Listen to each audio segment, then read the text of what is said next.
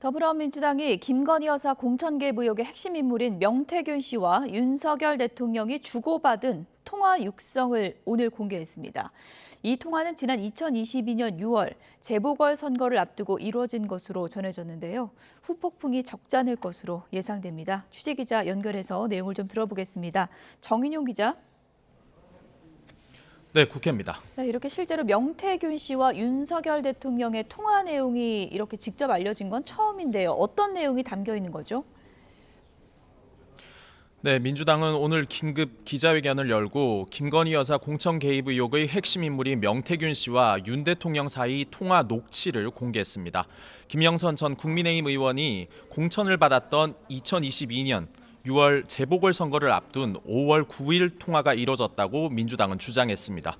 윤 대통령은 명 씨에게 대상을 특정하진 않은 채 공천관리위원회에서 자신에게 무언가를 들고 왔다며 이야기를 꺼냈는데 이어진 발언 함께 들어보겠습니다. 김영선이 경선때도 열심히 뛰었으니까 너는 김영선이 좀 해줘라 그랬는데 그게 말이 많네. 진짜 평생을 잘했습니다. 고맙습니다. 예. 실제로 이튿날인 5월 10일 공천이 됐다며 윤 대통령이 김영선 전 의원을 공천받도록 명 씨에게 이야기한 정황이라고 민주당은 지적했습니다. 명 씨는 김 전 의원 당선 이후 자신이 공천에 기여한 점을 주변에 과시하면서 이 통화 녹음을 들려준 걸로 전해졌습니다. 그동안 명 씨 통화 녹음 내용은 수차례 공개됐지만 윤 대통령과의 직접 대화를 주고받은 육성이 공개된 건 이번이 처음이어서 파장이 예상됩니다. 특히 대통령실이 지난 8일 대선 경선 이후 윤 대통령은 명 씨와 문자를 주고받거나 통화한 사실이 없는 것으로 기억하고 있다고 해명했는데 이와도 배치됩니다. 김 전 의원의 회계 책임자였던 강혜경 씨는 명 씨가 지난 대선 과정에서 당시 윤석열 후보에게 불법 여론조사를 해준 대가로 김 전 의원이 공천을 받았다고 주장해 왔는데요. 명 씨는 김 전 의원이 여론조사 비용을 일부 부담했다는 사실은 인정하면서도 공천 대가라는 건 사실이 아니라고 부인해 왔습니다.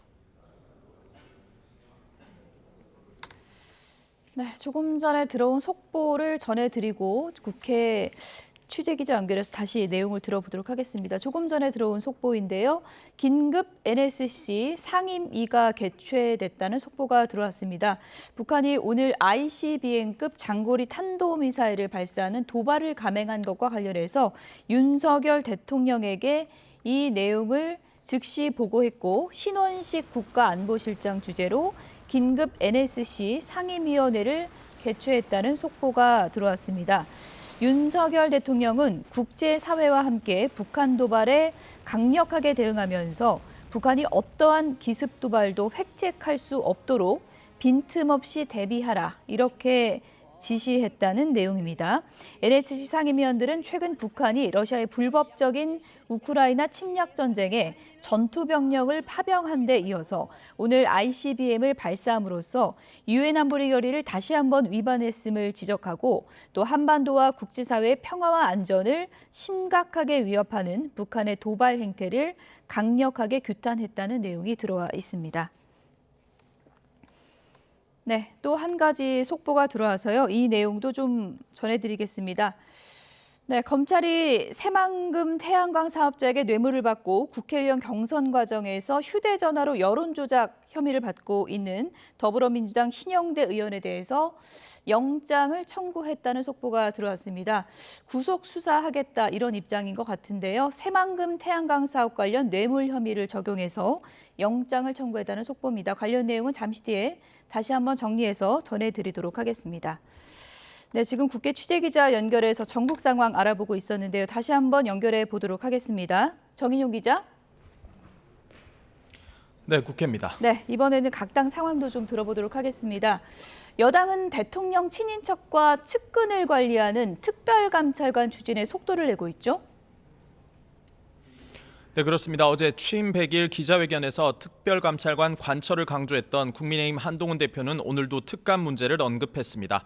한 대표는 민주당이 여권의 부정적 이슈에 대해 무리하고 과도한 공세를 자발적으로 접을 가능성이 없다며 특별감찰관은 지금 임명하는 게 필요하다고 강조했습니다. 들어보겠습니다.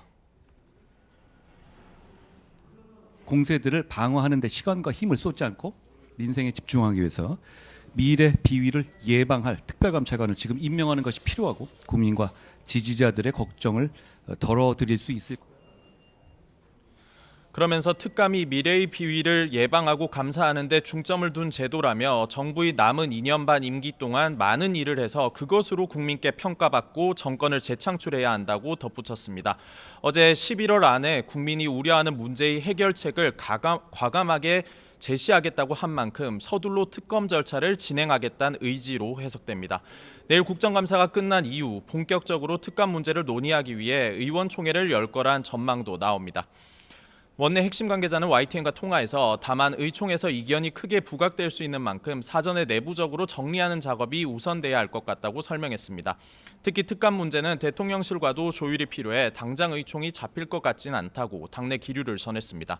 추경호 원내대표는 오늘 4선 이상 중진 의원들과 전국 현안을 둘러싼 비공개 회의를 열었는데 이 자리에서도 특감 문제가 핵심 의제로 다뤘을 걸로 보입니다. 네, 민주당에서는 김건희 여사 논란에 대한 공세 수위를 높이고 있는데 오늘 상설특검 규칙 개정안을 처리한다고요. 네, 국회 운영위원회는 현재 국가인권위원회 등에 대한 국정감사를 진행하고 있는데요.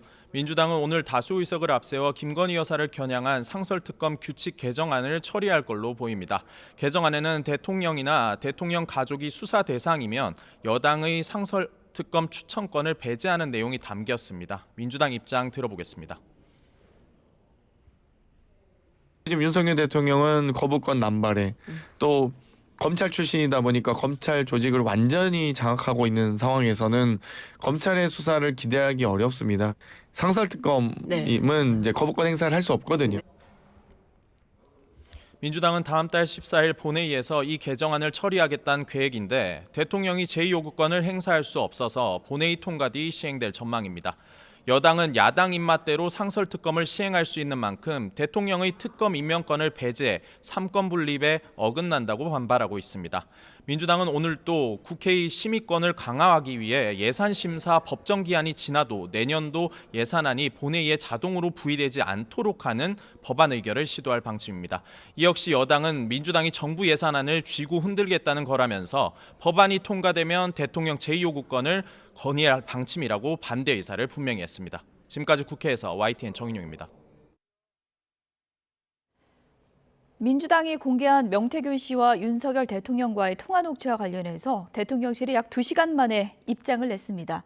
당시의 통화는 기억에 남을 정도로 중요한 내용이 아니었고 명 씨가 김영선 후보 공천을 계속 얘기하니까 그저 좋게 얘기한 것뿐이다.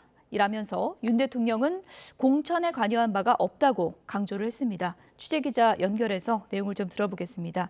강민경 기자, 대통령실의 입장 전해주시죠. 네, 대통령실은 우선 윤석열 당시 당선인이 국민의힘 공천관리위원회로부터 공천 관련 보고를 받은 적도 없고 또 공천을 지시한 적도 없다고 강조했습니다. 당시 공천의 결정권자는 이준석 당대표, 윤상현 공천관리위원장이었다는 겁니다. 또 민주당이 공개한 윤석열 대통령과 명태균 씨의 통화 내용은 특별히 기억에 남을 정도로 중요한 내용이 아니었다고 설명했습니다. 명 씨가 김영선 후보 공천을 계속 얘기하니까 그저 좋게 이야기한 것뿐이라는 게 대통령실의 설명입니다. 대통령실은 또 당시 당은 제주도를 제외한 모든 지역을 전략 공천으로 결정했고 김영선 후보자가 가장 경쟁력 있는 후보였다는 입장을 덧붙였습니다. 또 이준석 당시 당대표도 최근 페이스북에서 최고위에서의 전략 공천 결정은 문제가 없다고 자세히 설명한 바 있다고 강조했습니다. 앞서 대통령실은 지난 8일 입장문에서 윤석열 대통령은 국민의힘에 입당하기 전인 2021년 7월 초 명 씨를 처음 봤다고 인정한 바 있습니다. 그렇지만 경선 막바지쯤 국민의힘 정치인이 윤 대통령에게 명 씨와 거리를 두라고 조언했고 이후에 윤 대통령은 명 씨와 문자를 주고받거나 통화한 사실이 없다고 기억한다고 밝혔는데요. 이 밖에 대통령실은 당시 YTN과 통화에서 명 씨가 당시 지난 4월 총선 당시 김 여사와 통화했다고 주장하는 건 김영선 전 의원이 당수 공천되도록 여사가 개입해달라는 요청을 거절하는 통화였던 것으로 들었다고 해명했습니다. 그러나 이번에 공개된 녹취 파일에서 윤 대통령은 김 전 의원의 공천을 지원하는 듯한 발언을 했고요. 날짜도 윤 대통령이 당선된 뒤이자 취임 전날인 2022년 5월 9일입니다. 대통령실은 명 씨와 통화한 사실이 없다고 해명했는데 이와 상충되는 부분이 있어서 파장이 예상됩니다. 지금까지 용산 대통령실에서 YTN 강민경입니다. 북한이 미국 대선을 앞두고 도발 수위를 높이고 있습니다. 오늘 동해상으로 ICBM으로 보이는 장거리 탄도미사일을 발사했습니다. 한미 국방장관이 한 목소리로 러시아 파병을 강력하게 규탄한다고 밝힌 직후에 감행한 도발입니다. 취재기자 연결해서 소식 들어보겠습니다. 이종원 기자, 오늘 발사한 미사일은 신형 ICBM 가능성이 크다고요? 네, 그렇습니다. 합동참모본부는 북한이 동해상으로 장거리 탄도미사일을 발사했다고 밝혔습니다. 오늘 아침 7시 10분쯤 평양 일대에서 동해상으로 탄도미사일 한 발이 발사된 겁니다. 고각으로 발사된 장거리 탄도미사일로 1000km를 날아가 동해상으로 떨어졌는데 대륙간 탄도미사일 ICBM급으로 추정됩니다. 그는 경계태세를 격상한 가운데 미일 당국과 관련 정보를 긴밀하게 공유하면서 만반의 대비태세를 유지하고 있다고 강조했습니다. 북한이 ICBM급 도발에 나선 건 올해 들어 처음으로 지난해 12월 화성 18형을 발사한 지 10개월 만입니다. 당시 김정은 국무위원장을 물론 딸 주혜와 부인 리설주가 발사 현장을 함께 참관하기도 했는데 지난해 역시 정상 각도가 아닌 발사 각도를 높여 비행 거리를 줄이는 고각 발사 방식이었습니다. 그는 오늘 발사된 미사일도 지난해 12월과 마찬가지로 고체 추진 장거리 탄도미사일로 분석된다면서도 신형일 가능성이 있다고 밝혔습니다. 또 지난해 12월 발사 때보다 더 높이, 더 멀리 보내기 위해서 지난달 김정은이 공개했던 신형 12축 24륜짜리 이동식 발사대에서 발사했을 가능성이 있어 추가로 분석 중이라고 설명했습니다. 네. 10달 만에 ICBM급 탄도미사일 도발인데 북한의 의도를 어떻게 봐야 될까요? 네, 오늘 탄도미사일 도발은 북한군의 러시아 파병으로 국제사회의 압박이 거세지는 가운데 감행됐습니다. 특히 한미 국방장관이 미국 워싱턴에서 한미 안보협의회를 열고 북한의 러시아 파병을 한 목소리로 가장 강력히 규탄한다고 발표한 지 5시간 만에 이뤄졌습니다. 오늘 도발은 이에 대한 무력 시위이자 시선을 분산시키려는 의도로 보이는데 무엇보다 일주일도 남지 않은 미국 대선을 겨냥한 거란 분석이 나오고 있습니다. 그는 북한의 도발 직후 한미 간 공조회의를 통해 상황을 긴밀히 공유하고 있다고 설명했습니다. 특히 한미 국방장관이 미국 측 전략자산 전개하에 연합훈련 등 다양한 대응 방안을 강력하게 시행하기로 했다고 강조했습니다. 또 북한의 장거리 탄도미사일 발사는 한반도는 물론 국제사회의 평화와 안정을 해치는 중대한 도발 행위이자 유엔 안보리 결의를 명백히 위반한 거라고 강력히 규탄했습니다. 지금까지 정치부에서 YTN 이종원입니다. 북한이 러시아에 대규모 병력을 파견한 가운데 우리 군도 정보 수집 목적의 병력을 우크라이나에 보내야 한다고 김용현 국방장관이 밝혔습니다. 북한군 전투 동향을 분석해서 유용한 정보를 활용할 수 있을 것이라면서 참관단을 보내지 않는 게 직무유기라고 말했습니다. 워싱턴에서 권준기 특파원입니다. 오스틴 미국 국방장관과 안보협의회를 마친 김용현 국방장관은 공동 기자회견에서 야당의 우크라이나 파병 반대 입장에 대한 질문을 받았습니다. 김 장관은 과거 이라크전에도 참관단과 전황 분석단 등을 보내왔다며 이번에도 우크라이나에 보내야 한다는 뜻을 분명히 했습니다. 전장에서 활동하는 북한군 정보를 수집할 수 있는 만큼 우리 군을 보내지 않는 게 직무유기라고 말했습니다. 우크라이나 전에 참관단을 보낸다든지 무슨 전황 분석단을 보내는 것은 당연한 우리 군의 임무라고 저는 생각합니다. 만약에 그렇게 하지 않는다면 그거야말로 잘못된 것이고 직무유기라고 생각합니다. 오스틴 미국 국방장관은 북한군이 10,000명이나 파견된 걸 보면 전투에 투입될 가능성이 커 보인다며 참전할 경우 확전 가능성을 우려했습니다. 북한군에 맞서 다른 나라가 행동을 취할 가능성도 있다고 내다봤습니다. Yes, it could encourage others to take action, different kinds of action, but I won't speculate on what could exactly happen. 김 장관은 북한의 파병으로 한반도 전쟁 가능성이 커진 건 아니라고 진단했습니다. 다만 북한이 파병 대가로 러시아에서 첨단 핵무기 기술 등을 제공받을 수 있다며 안보 불안이 커졌다고 평가했습니다. 북한군을 러시아에 보낸 김정은 국무위원장에 대해서도 강도 높게 비판했습니다. 김정은이가 자신의 독재 정권을 유지하기 위해서 자기 군대를 총알바지 용병으로 보낸 것에 불과하다. 저는 그렇게 생각합니다. 김 장관은 북한의 오물풍선 도발이 레드라인을 넘어가고 있다며 지금까지 하는 다른 대응책을 내놓을 수 있다고 밝혔습니다. 한미 국방장관은 공동 성명을 통해 한미 연합훈련에 북한 핵 사용에 대한 대응을 포함시키기로 했다고 밝혔습니다. 김 장관은 소규모 파병은 국회 동의 없이 국방장관 판단으로 결정할 수 있다며 전투병 파병이 아닌 참관단을 보내는 건 미래 대비 차원에서 필수적이라고 강조했습니다. 워싱턴에서 YTN 권중규입니다.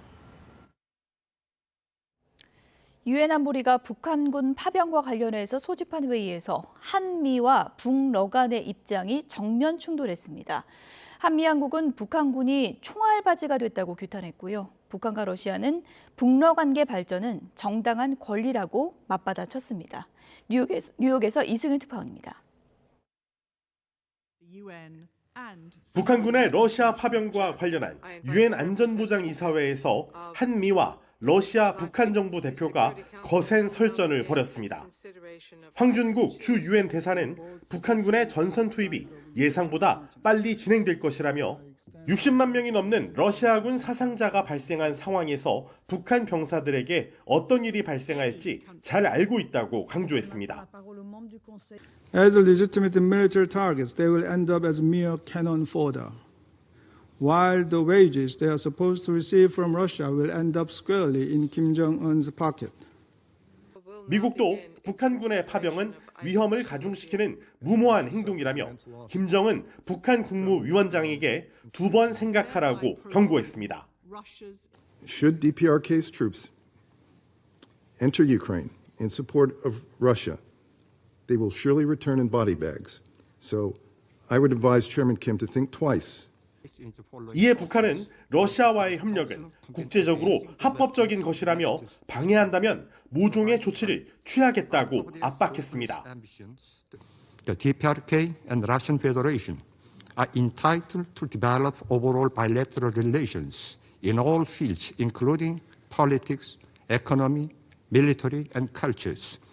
러시아는 북한군 파병의 정당성을 강조하고 나서 사실상 파병을 간접적으로 시인했습니다. The statements about the North Korean soldiers in our front should not surprise no one because they all barefaced lies and they're trying to distract from truly significant problems that threaten international peace and security.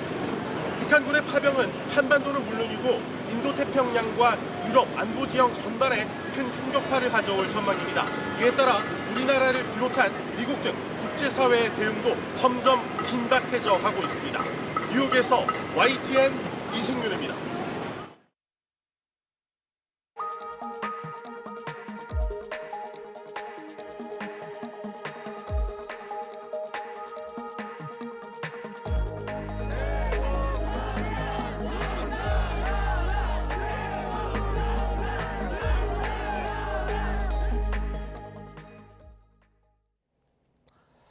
납북자 단체가 오늘 오전 경기도 파주시에서 예고했던 대북전단 살포를 취소했습니다. 전단 살포에 반대하며 맞불 집회에 나선 주민들과 충돌은 없었습니다. 현장에 취재기자 나가 있습니다. 윤웅성 기자. 네, 6.25 전쟁 납북자 기념관 앞에 나와 있습니다. 네, 납북자 단체가 오늘 대북전단 살포를 취소했는데 지금 현장은 어떻습니까? 네, 보시다시피 현재 집회는 끝나서 해산 중인 분위기입니다.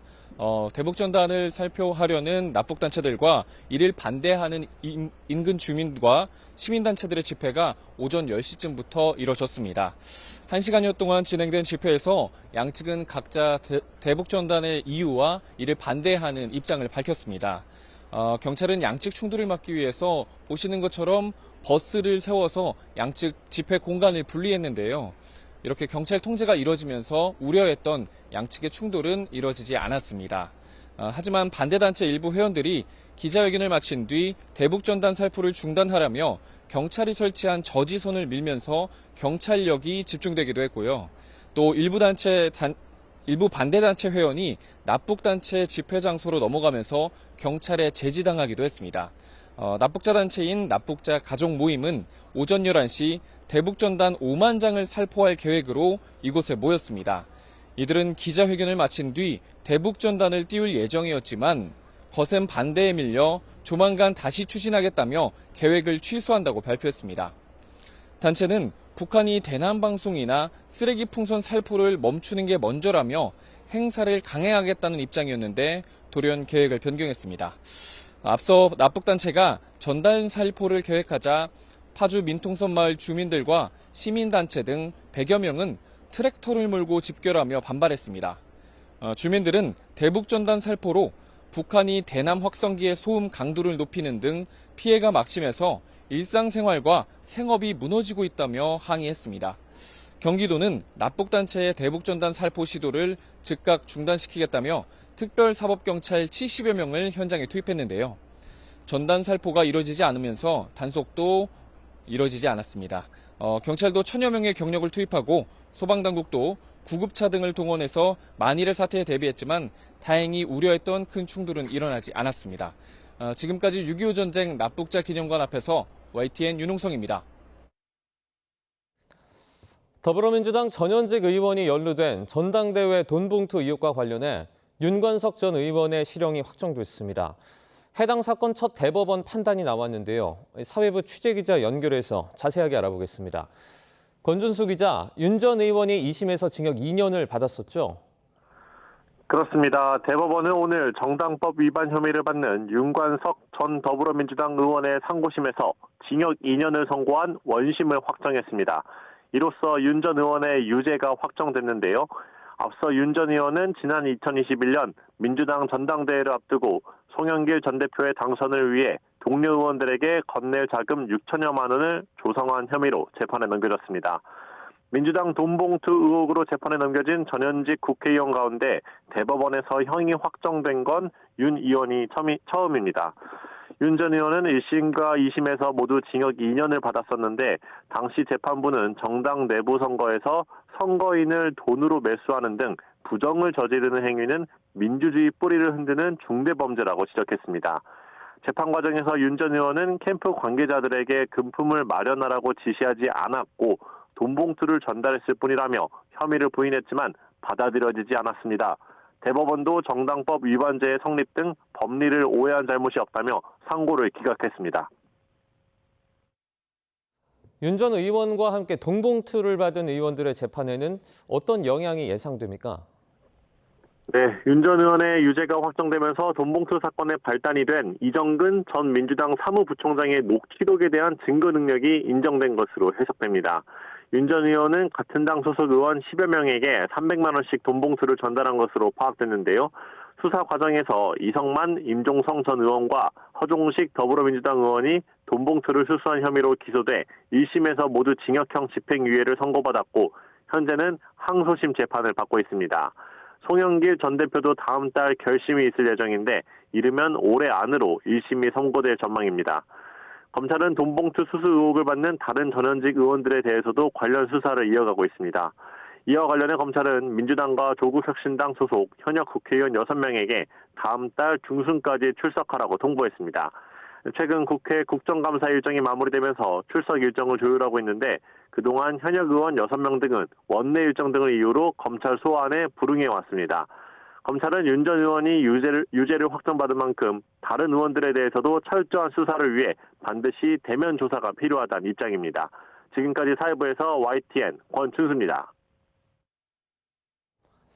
안세영 선수의 폭로 이후에 시작된 배드민턴 협회에 대한 강도 높은 정부 조사가 마무리됐습니다. 정부는 김택규 협회장의 해임을 요구하고 횡령과 배임 혐의로 경찰에 수사를 의뢰하기로 했습니다. 자세한 내용 취재기자 연결해서 알아보겠습니다. 김영수 기자, 자세한 내용 전해주시죠. 네, 문화체육관광부가 오늘 배드민턴협회에 대한 조사 결과를 발표했습니다. 문체부는 이른바 페이백 의혹이 보조금법을 위반했다고 판단했습니다. 지난달 중간조사 결과를 발표할 때도 나왔던 내용인데요. 김택규 협회장이 후원 물품을 받아서 일정한 기준 없이 임의로 배분했다는 의혹입니다. 문체부 조사 결과 배드민턴협회는 지난해 김택규 회장 주도로 1억 5천만 원의 후원 물품을 받았고 올해에도 비슷한 규모의 물품을 후원받기로 서면 계약을 맺은 걸로 확인됐습니다. 또 최근 2년 동안 후원사와 26억 원에 이르는 규모의 수의계약을 맺은 것도 보조금법을 위반했다고 봤습니다. 문체부는 이런 책임을 물어서 김태규 회장의 해임을, 사무처장에게는 중징계를 요구했습니다. 또 횡령과 배임 혐의로 경찰에 수사를 의뢰하기로 했습니다. 여기까지가 협회 행정과 관련된 내용이고요. 선수 관리에 대한 개선 방안도 이번 발표에 포함됐습니다. 그 핵심 중에 하나가 선수들이 사용하는 라켓이나 신발 같은 용품에서 개인 선택권을 넓혀주고 또 개인 트레이너를 허용하도록 제도를 정비하겠다는 겁니다. 또 선수촌에서 하는 새벽 훈련, 산악 훈련도 없애겠다는 방침을 내놨고요.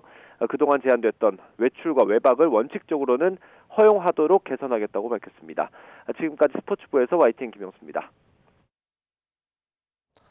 삼성전자가 지난 3분기 반도체 사업에서 시장의 전망치인 4조 원을 밑도는 영업이익을 내는 데 그쳤습니다. 다만 엔비디아 납품을 위한 HBM 품질 검증에서 유의미한 진전을 확보했다고 밝혔는데 자세한 소식 취재기자 연결해서 알아보겠습니다. 박기환 기자, 삼성전자 반도체 성적표가 시장의 전망치를 밑돌았죠? 네, 그렇습니다. 삼성전자는 오늘 3분기 확정 실적을 발표했습니다. 삼성전자는 연결 기준 올해 3분기 영업이익이 9조 2천억 원으로 지난해 3분기보다 277% 늘었다고 밝혔습니다. 매출은 80조 원으로 17% 늘었고 순이익은 10조 1천억 원으로 73% 확대됐습니다.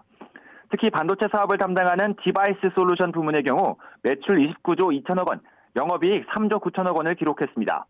앞서 3분기 영업이익 7조 300억 원을 기록한 SK하이닉스와의 격차도 3조 원 이상으로 벌어졌습니다. 네, 이렇게 차이가 벌어진 이유가 어떻게 됩니까? 네, 시장에서는 고부가 가치 HBM 판매에서 상황이 엇갈렸다고 보고 있습니다. 하이닉스가 엔비디아 등의 고대역폭 메모리 반도체 HBM을 독점 공급하며 삼성전자의 실적을 크게 앞질렀다는 분석입니다. 여기에 중국산 범용 메모리 확대로 가격까지 떨어지면서 악영향을 미쳤습니다. 하지만 삼성의 메모리 반도체 실적 자체는 선방했다는 평가도 나오는데요. AI용 첨단 메모리 반도체 수요가 늘었고 특히 갤럭시 판매 확대로 스마트폰에 사용되는 메모리 반도체 판매도 견조했다는 겁니다. 다만 1조 2천억 원 상당의 성과급과 5천억 원 상당의 환차손이 영업이익 감소의 큰 원인이 된 것으로 추정되고 있습니다. 여기에 부진했던 파운드리와 시스템 LSI 사업부의 적자를 감안하면 메모리 반도체의 영업이익 자체는 SK하이닉스와 차이가 크지 않다는 설명입니다. 이번에 HBM과 관련해서 새로운 소식도 나왔죠? 네, 그렇습니다. 조금 전 3분기 실적 컨퍼런스 콜에서 엔비디아의 품질 검증 테스트에 대한 언급이 나왔습니다. 김재준 메모리 사업부 부사장은 주요 고객사, 그러니까 엔비디아의 품질 테스트에서 중요 단계를 완료하는 유의미한 진전을 확보했다고 밝혔습니다. 이어 4분기 중에 HBM3E, 그러니까 5세대 HBM의 매출 확대가 예상된다면서 사실상 4분기 안에 엔비디아 납품에 성공할 것으로 전망했습니다. SK 하이닉스와의 가장 큰 차이였던 엔비디아 납품에 성공한다면 기술 경쟁력을 증명하고 매출도 확보할 수 있을 것으로 기대되고 있습니다. 삼성전자는 이와 함께 4분기와 내년에 수익성 위주로 사업 포트폴리오를 개선하고 HBM과 서버용 SSD 등 AI용 고부가 가치 제품 수요에 적극 대응한다는 방침입니다. 특히 5세대 HBM 판매를 확대하는 동시에 하이닉스와의 기술력 경쟁의 승패가 달린 6세대 HBM을 내년 하반기까지 개발하고 양산까지 하겠다는 계획도 밝혔습니다. 지금까지 YTN 박변입니다. 11월 1일은 한우의 날입니다. 한우 맛이 으뜸이라는 뜻에서 숫자 1이 3번 겹치는 이날로 한우의 날을 정했다고 하는데요. 한우의 날을 앞두고 열린 할인 행사로 마트는 아침부터 붐비고 있습니다. 현장의 분위기 알아보겠습니다. 오동건 기자, 지금 상황은 어떻습니까? 네, 한우 할인 행사가 펼쳐지고 있는 한 마트에 나와 있습니다. 오늘 오전 10시부터 행사가 시작이 됐는데 이곳이 24시간 영업을 하는 곳이다 보니 아주 이른 오전부터 줄을 쭉 섰습니다. 카트를 든 소비자가 줄을 서서 거의 입구까지 이어질 정도로 이 한우 행사를 기다리는 소비자들로 이곳이 가득 찼었는데요. 행사가 시작되자 직원들이 카트를 통제해야 될 정도로 많은 소비자들이 몰렸습니다. 제 옆에 있는 이곳이 특수부위가 있었던 곳인데 이곳이 5분 만에 완판이 됐고 지금 한 3번 정도 고기를 새로 채웠는데 지금도 이렇게 빈자리가 보입니다. 소비자 이야기 들어보시죠. 등심하고 체크살 하고요. 그냥 처음 와봤어요. 처음 와가지고 샀는데 가격도 저렴한 것 같고 고기도 좋은 것 같아요. 내일이 한우의 날입니다. 들으신 것처럼 한우 맛이 1등이란 뜻에서 11월 1일을 한우의 날로 지정하고 2008년부터 행사를 이어오고 있습니다. 농림축산식품부는 농협경제지주, 한국한우협회, 한우자조공과 함께 어제부터 다음 달 8일까지 전국 대형마트 또 하나로마트, 온라인몰 등에서 한우 행사를 진행합니다. 대형마트의 경우 롯데마트와 홈플러스가 오늘부터 한우 행사에 들어갔고 롯데마트는 한우 국거리를 67% 할인한 100g당 1,914원에 선보이면서 1,000원 한우 판매에 들어갔습니다. 홈플러스도 결제 카드에 따라서 최대 50% 반값에 한우를 살 수 있고요. 이마트도 내일부터 반값 한우 판매에 들어갑니다. 온라인 쇼핑 앱도 한우 행사에 동참했습니다. 컬리의 경우 지난 28일부터 경주와 횡성의 한우의 할인 행사를 시작해서 4일까지 이어갑니다. 이번 할인 행사에 참여한 업체는 온오프라인 합쳐서 약 2,000여 개 업체로 매장별 행사 일정은 한우자조금과 전국 한우협회, 농협경제지주 홈페이지에서 확인할 수 있습니다. 올해 행사는 현재 한우값 하락에 어려움을 겪는 한우 농가를 돕기 위해서 기획됐는데요. 대부분의 할인 행사는 11월 초까지 이어질 예정입니다. 지금까지 한우 할인 행사장에서 YTN 오동건입니다. 강하게 발달한 21호 태풍 콩레이가 오늘 타이완을 강타할 것으로 보입니다. 하지만 이후 태풍이 해상에서 빠르게 약해질 것으로 보여 우리나라는 태풍의 직접적인 영향은 없을 전망입니다. 다만 내일부터 비바람이 강해지는 곳이 있다고 하는데요. 취재기자 연결해서 자세한 내용 알아보겠습니다. 정혜용 기자, 이 태풍이 초강력 수준이다라는 말까지 나오던데 어느 정도 수준입니까? 네, 현재 태풍이 위치한 타이안 부근 해상의 바다 수온이 30도에 육박할 정도로 무척 높습니다. 이렇다 보니 이번 태풍이 밤사이 일시적으로 중심 풍속이 초속 194km 이상에 달하는 이 초강력 수준까지 발달할 것으로 예상되는데요. 실제 이 정도까지 강해지진 않았고 중심 풍속이 시속 184km, 중심 기압은 920헥토파스칼로 매우 강한 수준까지 발달한 것으로 보입니다. 철탑이 무너지고 크레인이 쓰러지면서 바위가 날아다닐 수 있는 정도의 수준입니다. 상륙이 임박한 타이완은 물론 중국 남부 지역으로 이 태풍 경보와 대피 명령이 내려진 상태입니다. 다만 태풍은 산맥이 많은 타이완을 지나면서 강도가 빠르게 약해지겠고 이후 해상으로 빠져나와 중국 남부 해안을 따라 이동하다 해상에서 온대 저기압으로 약화할 전망입니다. 따라서 우리나라는 태풍으로 인한 직접 영향은 없겠습니다. 그런데 일부 지역은 비바람 예보가 나왔다면서요? 네, 그렇습니다. 태풍의 직접 영향은 없지만 태풍에서 변질된 온대저기압, 즉 태풍이 남긴 비구름이 제주도와 남해안을 중심으로 영향을 줄 가능성이 있기 때문입니다. 영향 시기는 내일부터 주말인 모레 오전 사이가 될 것으로 보이고 지역은 주로 제주도와 남해안, 일부 남부 내륙입니다. 특히 제주 산간으로 250mm 이상의 호우가 쏟아지겠고 전남 남부 해안과 경남 서부 남해안으로도 80mm 이상의 많은 비가 오는 곳이 있겠습니다.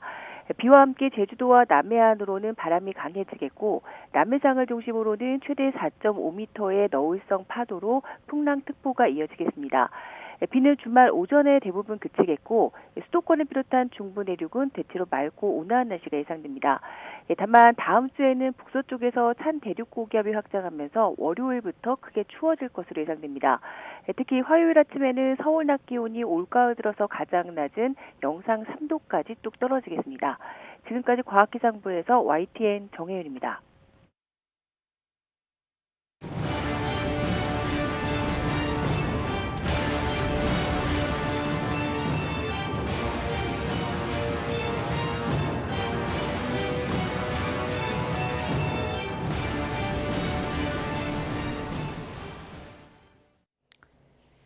네, 조금 전에 또 한 가지 속보가 들어왔습니다. 북한이 오늘 오전에 ICBM급 미사일을 발사했는데요.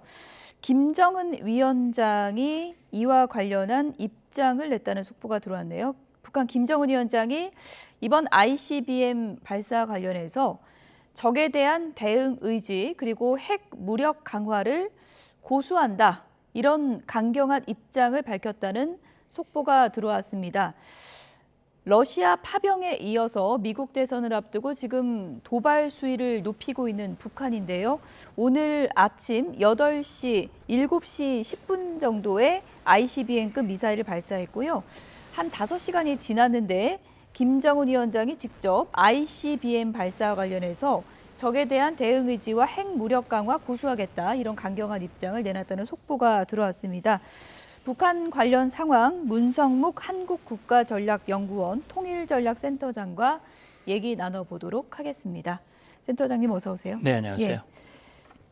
도발을 한 이후에 이렇게 몇 시간 만에 김정은 위원장 입장이 이렇게 바로 나온 것도 조금은 이례적인 것 같은데 어떤 거라고 보십니까? 그렇죠. 보통 도발을 하고 ICBM이라든지 뭐 탄도미사일 각종 군사 도발을 하면 대략 그동안 북한 행태를 보면 다음 날 북한 매체에 보도를 했단 말이죠. 근데 이번엔 신속하게 보도를 했습니다. 이건 이미 계산된, 계획된 그런 도발이라는 생각이 들어요.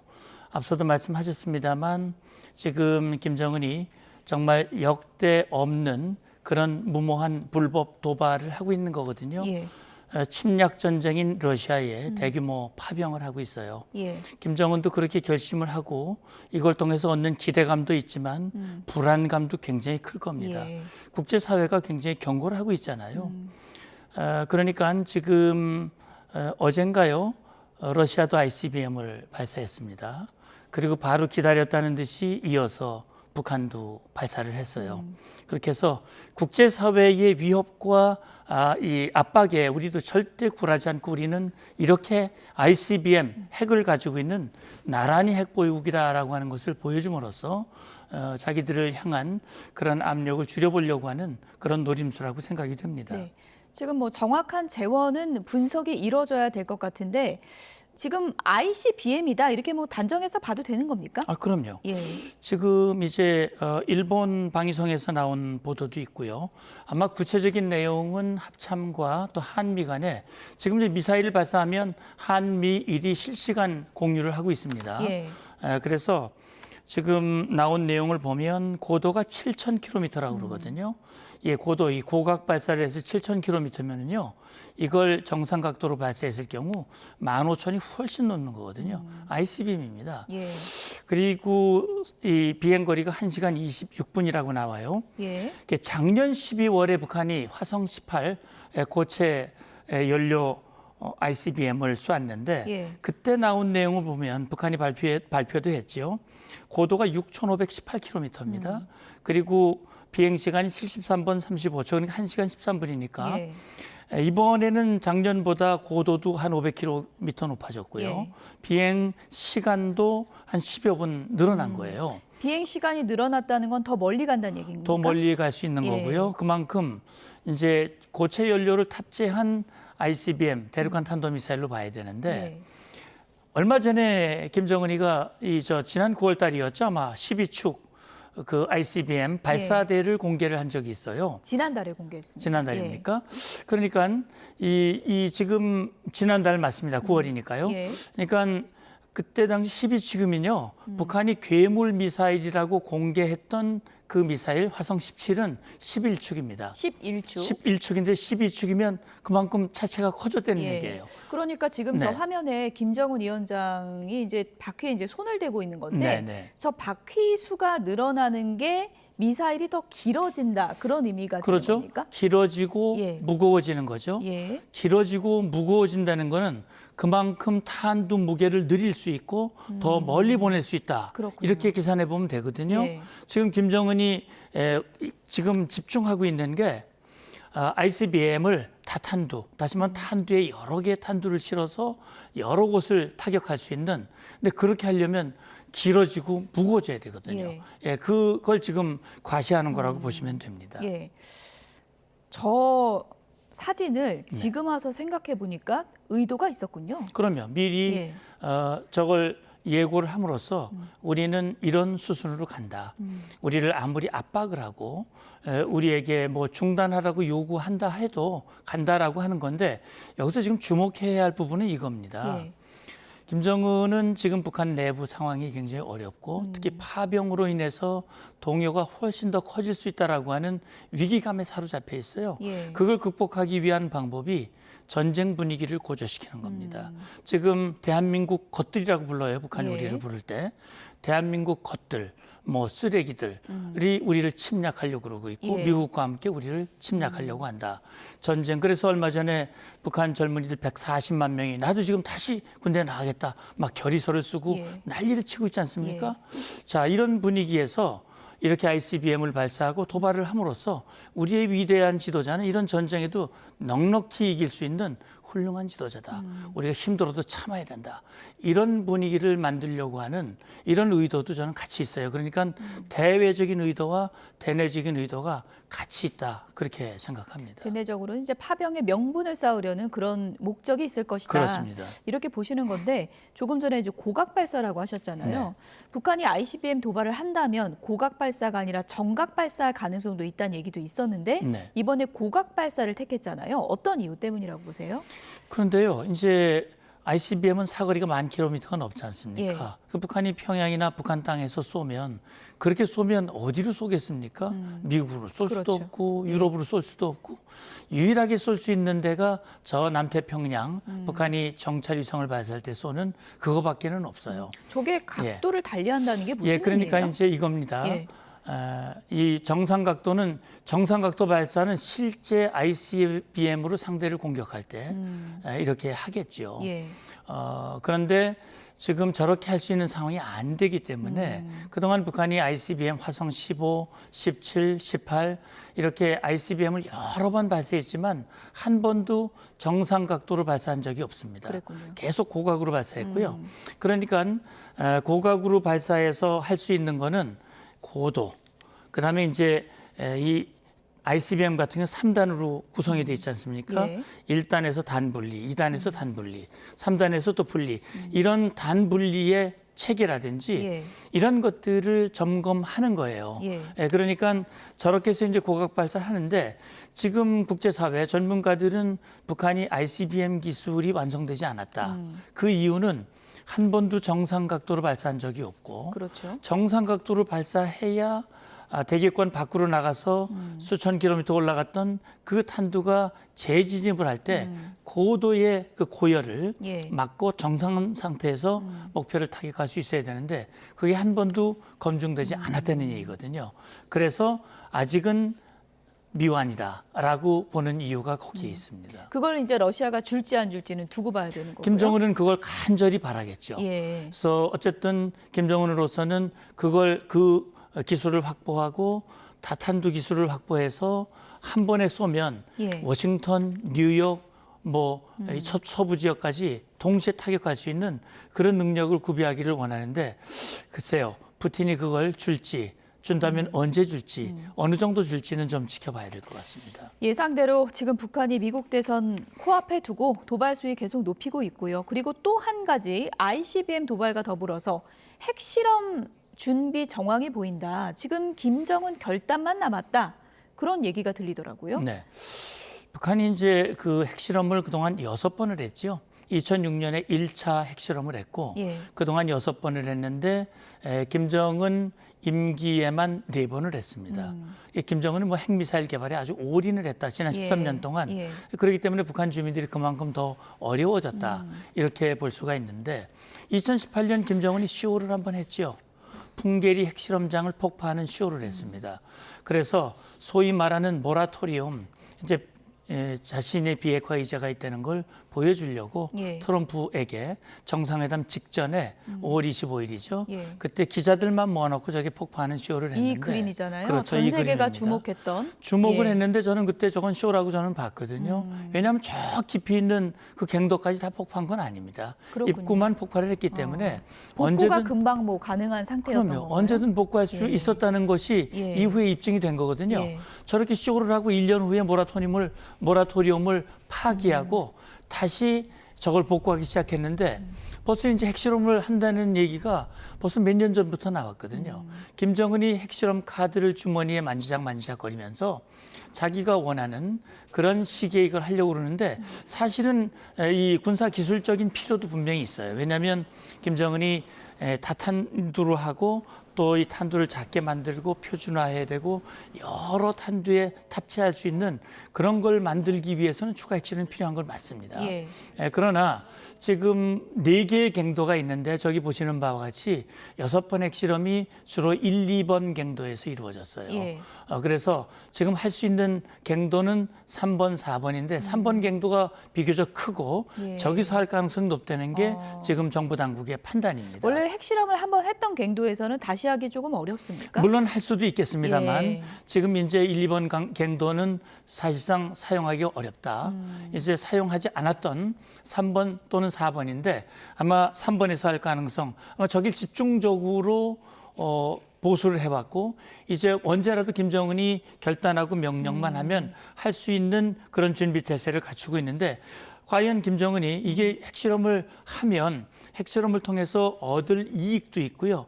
이걸 통해서 입게 될 불이익도 있습니다. 예. 이걸 계산해서 어느 쪽이 더 크냐, 큰 쪽을 선택을 해야 되는데 아직은 불이익이 더 크다는 판단이 많기 때문에 준비만 그냥 해놓은 겁니까? 준비를 해놓고 언제든지 할 수 있다라고 하는 걸 보여줌으로써 그렇군요. 국제사회에게 흔들리게 만드는 그런 의도도 있는 거죠. 예. 지금까지 6차례 핵실험을 하면서 북한 나름대로의 그 실험을 많이 해왔을 텐데 이번에 7차 핵실험하면 어떤 부분이 더 기술적으로 완성되는 건가요? 예, 그러니까 지금 북한이 6차례 핵실험을 통해서 핵탄두의 위력이라든지 여러 가지의 탄두 실험을 했어요. 플루토늄탄, 우라늄탄, 그다음에 뭐 삼중수소, 그다음에 북한 주장으로는 수소탄, 예. 여러 종류의 핵실험을 했고, 근데 이제 지금 제가 아까 말씀을 드렸습니다만 김정은으로서는 핵무력을 완성 단계까지 끊임없이 개발하겠다라고 얘기를 했고, 핵탄두의 숫자가 지금 뭐 70개다. 90개다 그 이상이다라고 얘기했지만 최대 300개까지 갈 수 있다라는 추정도 하고 있거든요. 예. 어쨌든 이 무기가 사용할 수 있는 전술핵 무기급 그 이상의 전략핵 무기 이런 것들을 다양하게 개발하기 위해서는 예. 추가 핵실험을 통해서 그 역량을 확인하고 또 발전시킬 그런 필요가 있다고 예. 김정은도 판단하고 있을 겁니다. 일단 지금 김정은 위원장이 다각도로 도발 수위를 높이고 있고 지금 러시아 이제 군대를 파병을 한 건데 파병된 그 북한군이 지금 실제로 전투에 투입이 됐다 안 됐다 여러 얘기들이 있는 것 같습니다. 그런데 우크라이나군이 인공기를 탈취한 사진이다 이런 게 뭐 언론에 공개가 돼가지고 화제가 되고 있던데 네. 이걸 뭐 진짜 맞다고 봐야 되나요? 어떻게 좀 봐야 될까요? 예, 그러니까 지금 보면 우크라이나 예. 군이 인공기를 뭐 넓게 펼쳐 보이고 예. 있는데 그게 뭐 우크라이나가 원래 가지고 있었던 걸 저렇게 보여주는 것인지 그러니까요. 예. 아니면 실제 북한군으로부터 탈취했는지는 뭐 확인이 되지 않고 있기 때문에 지금 우크라이나 북한군 파병과 관련한 많은 정보들과 또 확인되지 않은 첩보들이 쏟아져 나오고 있기 때문에 진위를 여기서 확정하기는 쉽지는 않습니다. 다만 북한군 10,000명 넘게 파병이 될 것이다. 그중에 한 3,000명 정도가 이미 우크라이나로 러시아로 갔고 예. 그중 선발대가 쿠르스크 이 지역으로 이동했다는 것까지는 많은 확인이 이루어지고 있는데 일부 이제 실제 전투 지역에 들어가서 우크라이나 군과 교전했다 하는 얘기, 뭐 전사했다, 사망했다, 한 명만 남았다 예. 이런 얘기들도 나오고 있는데 이건 사실 우크라이나 정보 당국에서도 아직 확인해주고 있지 않기 때문에 그렇군요. 그걸 사실로 아직 단정하기는 쉽지 않아요. 그러나 예. 어쨌든 그냥 가서 뭐 아무 역할도 안 하려고 보냈을 가능성은 저는 없다고 보기 때문에 예. 어떤 형태로든 시기와 조건이 되면 아마 가급적 빠른 시기에 더 추워지기 전에 예. 투입될 가능성은 높다. 그렇게 저는 봅니다. 러시아는 뭐 시치미를 계속되고 있는 거고 우크라이나는 공식 확인을 안 해주면 이걸 확인할 방법이 참 요원할 것 같은데요. 지금 이런 상황에서 김용현 국방부 장관이 우리도 정보 분석을 하는 병력 정도는 보내야 되는 거 아니냐 이런 얘기를 하고 있거든요. 그건 어떻게 보세요? 예, 그러니까 지금 사실 우크라이나, 우리 대한민국 한반도로부터는 멀리 서쪽에서 이루어지는 일이라서 예. 어떤 분들은 뭐 남의 나라 전쟁에 왜 우리가 관여를 하느냐 예. 이렇게 말씀하시는 분도 계시지만 지금 국제사회와 안보와 평화가 다 하나로 연결돼 있거든요. 지금 러시아의 우크라이나 침공은 불법 침략 전쟁이고 자유를 파괴하고 무고한 인명을 살상한 범죄 행위입니다. 그 범죄 행위에 북한이 가담하고 있는 것이고요. 그리고 북한의 많은 젊은이들이 가서 목숨을 잃을 상황에 있고 만약에 반대급부로 이 푸틴이 김정은에게 김정은이 원하는 여러 가지 무기, 기술, 장비, 그다음에 경제적 필요를 채워주면 그 모든 것이 우리를 향한 위협으로 돌아오게 되는 겁니다. 예. 그렇다면 우리로서는 강 건너 불같이 볼 상황이 절대로 아니죠. 예. 이거 어쨌든 막아야 되거든요. 예. 김정은의 시도를 좌절하게 만들거나 중단하게 만들거나 예. 축소시키거나 어쨌든 그렇게 해야 우리에게 미치는 영향을 최소한 줄일 수 있는 거기 때문에 말씀하신 대로 김 장관의 얘기는 우리가 병력을 파병하지는 못하지만 우크라이나가 아직 한국어가 서툴지 예, 않습니까? 예. 북한을 잘 모르지 않습니까? 예. 또 우리는 북한군의 상황, 북한이 전장에서 어떤 활동을 하는지 예, 그리고 사실 젊은이들 중에 상당수가 현장을 이탈할 가능성도 있어요. 그렇군요. 자유를 찾아서. 예. 그렇다면 우리에게는 기회의 측면도 분명히 있습니다. 그렇기 때문에 우크라이나를 도와서 언어적인 측면이라든지 정보적인 측면이라든지 도울 건 돕고 우리가 얻을 건 얻고 그런 차원에서 협조하거나 모니터하거나 참관할 수 있는 그런 인원들을 보내는 건 전 필요한 조치라고 보는 겁니다. 우리가 직접 실상 파악을 해야 되는 거다. 그렇죠. 그건 우리 국익에 필요한 거니까요. 네, 북한 동향 분석해봤습니다. 여기까지 듣겠습니다. 지금까지 문성묵 한국국가전략연구원 통일전략센터장이었습니다. 고맙습니다. 감사합니다.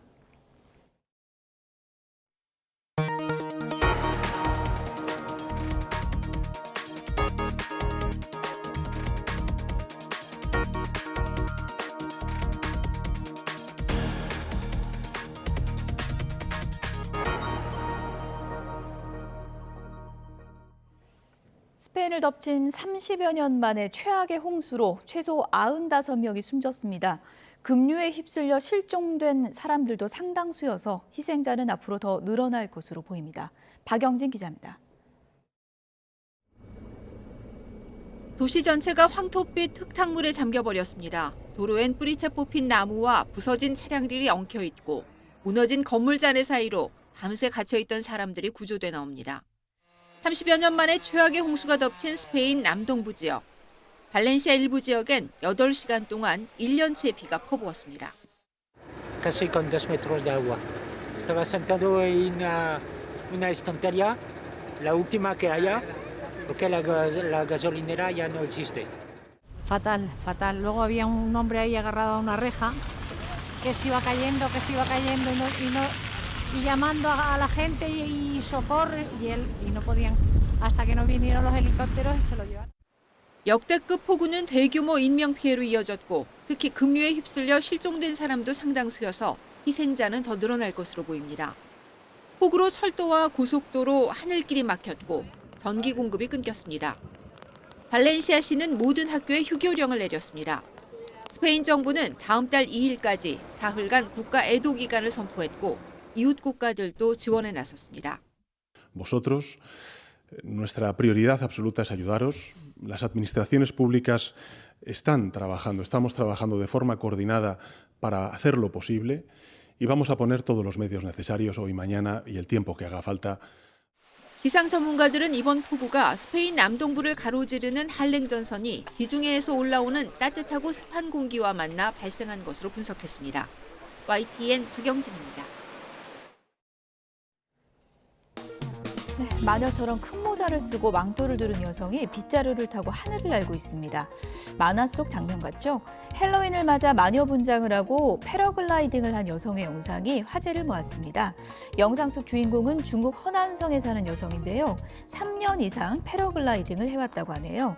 안전을 확보하면서도 진짜 마녀처럼 보이기 위해서 마녀 모자 안에 헬멧을 숨기고 빗자루는 위험하지 않게 끈으로 허리에 고정을 했다고 합니다. 완벽한 코스프레로 하늘 높이 나는 여성의 모습, 진짜 마녀처럼 보이죠? 미국 엘라베마의 한 가정집 뒷마당에서 촬영된 CCTV 영상입니다. 어둠 속에 기척도 없이 갑자기 야생곰 한 마리가 등장을 하는데요. 그리고 주변을 두리번 살피더니 살금살금 뭔가를 가지고 끌고 나옵니다. 바로 먹고 남은 음식물이 담긴 쓰레기통입니다. 두 발로 서서 앞발로 쓰레기통을 잡고 가는 모습이 마치 곰의 탈을 쓴 사람 같죠. 게다가 옮기다가 유모차랑 부딪히니까 혹시나 집주인이 깨지 않을까 이렇게 재차 확인하는 치밀한 모습까지 보입니다. 다음 날 집주인 가족은 마당에서 6m 떨어진 곳에서 탈탈 털린 쓰레기통을 발견했다고 하네요. 태국의 한 시장입니다. 상인이 양동이로 손님에게 이렇게 물벼락을 쏟아버리는데요. 이유는 바로 담배입니다. 해당 노점이 금연구역이었고요. 당시 근처에는 가스통도 있었다고 합니다. 위협을 느낀 상인이 문제의 관람객에게 담배를 꺼달라고 요청했지만 개인의 자유다라면서 거절을 했다고 하네요. 그렇게 실랑이를 이어가다가 상인이 양동이로 물을 쏟아버린 겁니다. 손님이라고 해서 모든 행동이 용납되는 건 아니겠죠? 지난달 10일 서울 구로구의 한 골목길입니다. 앞에 잘 보시면 두 남성이 엉겨붙어서 몸싸움을 벌이고 있습니다. 그런데 폭행 신고를 받고 출동한 순찰차가 나타나자 갑자기 두 사람 도망을 가기 시작을 합니다. 골목 안쪽으로 도주하는 남성을 경찰이 빠르게 추격을 했고요. 결국에는 붙잡는 데 성공을 했는데요. 그런데 폭행 정황과 인적 사항을 묻는 경찰관들에게 아무런 답을 하지 않았습니다. 알고 보니 불법 체류자였던 건데요. 결국 이 남성은 출입국관리법 위반으로 현장에서 검거가 됐습니다.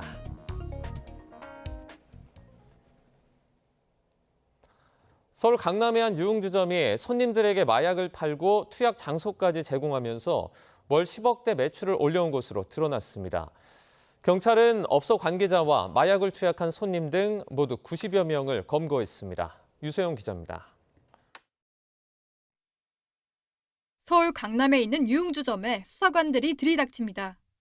어지럽게 술병이 늘어진 방안을 뒤져보니 하얀 가루가 나옵니다. 환각을 일으키는 마약류인 엑스터시와 케타민입니다. 손님들에게 마약류를 팔고 투약 장소까지 제공한 40대 남성 A씨 등 마약 사범 91명이 경찰에 붙잡혔습니다. A씨는 자신이 운영하는 유흥주점에서 지난 1월부터 9개월간 직원들을 동원해 마약을 팔아온 혐의를 받습니다.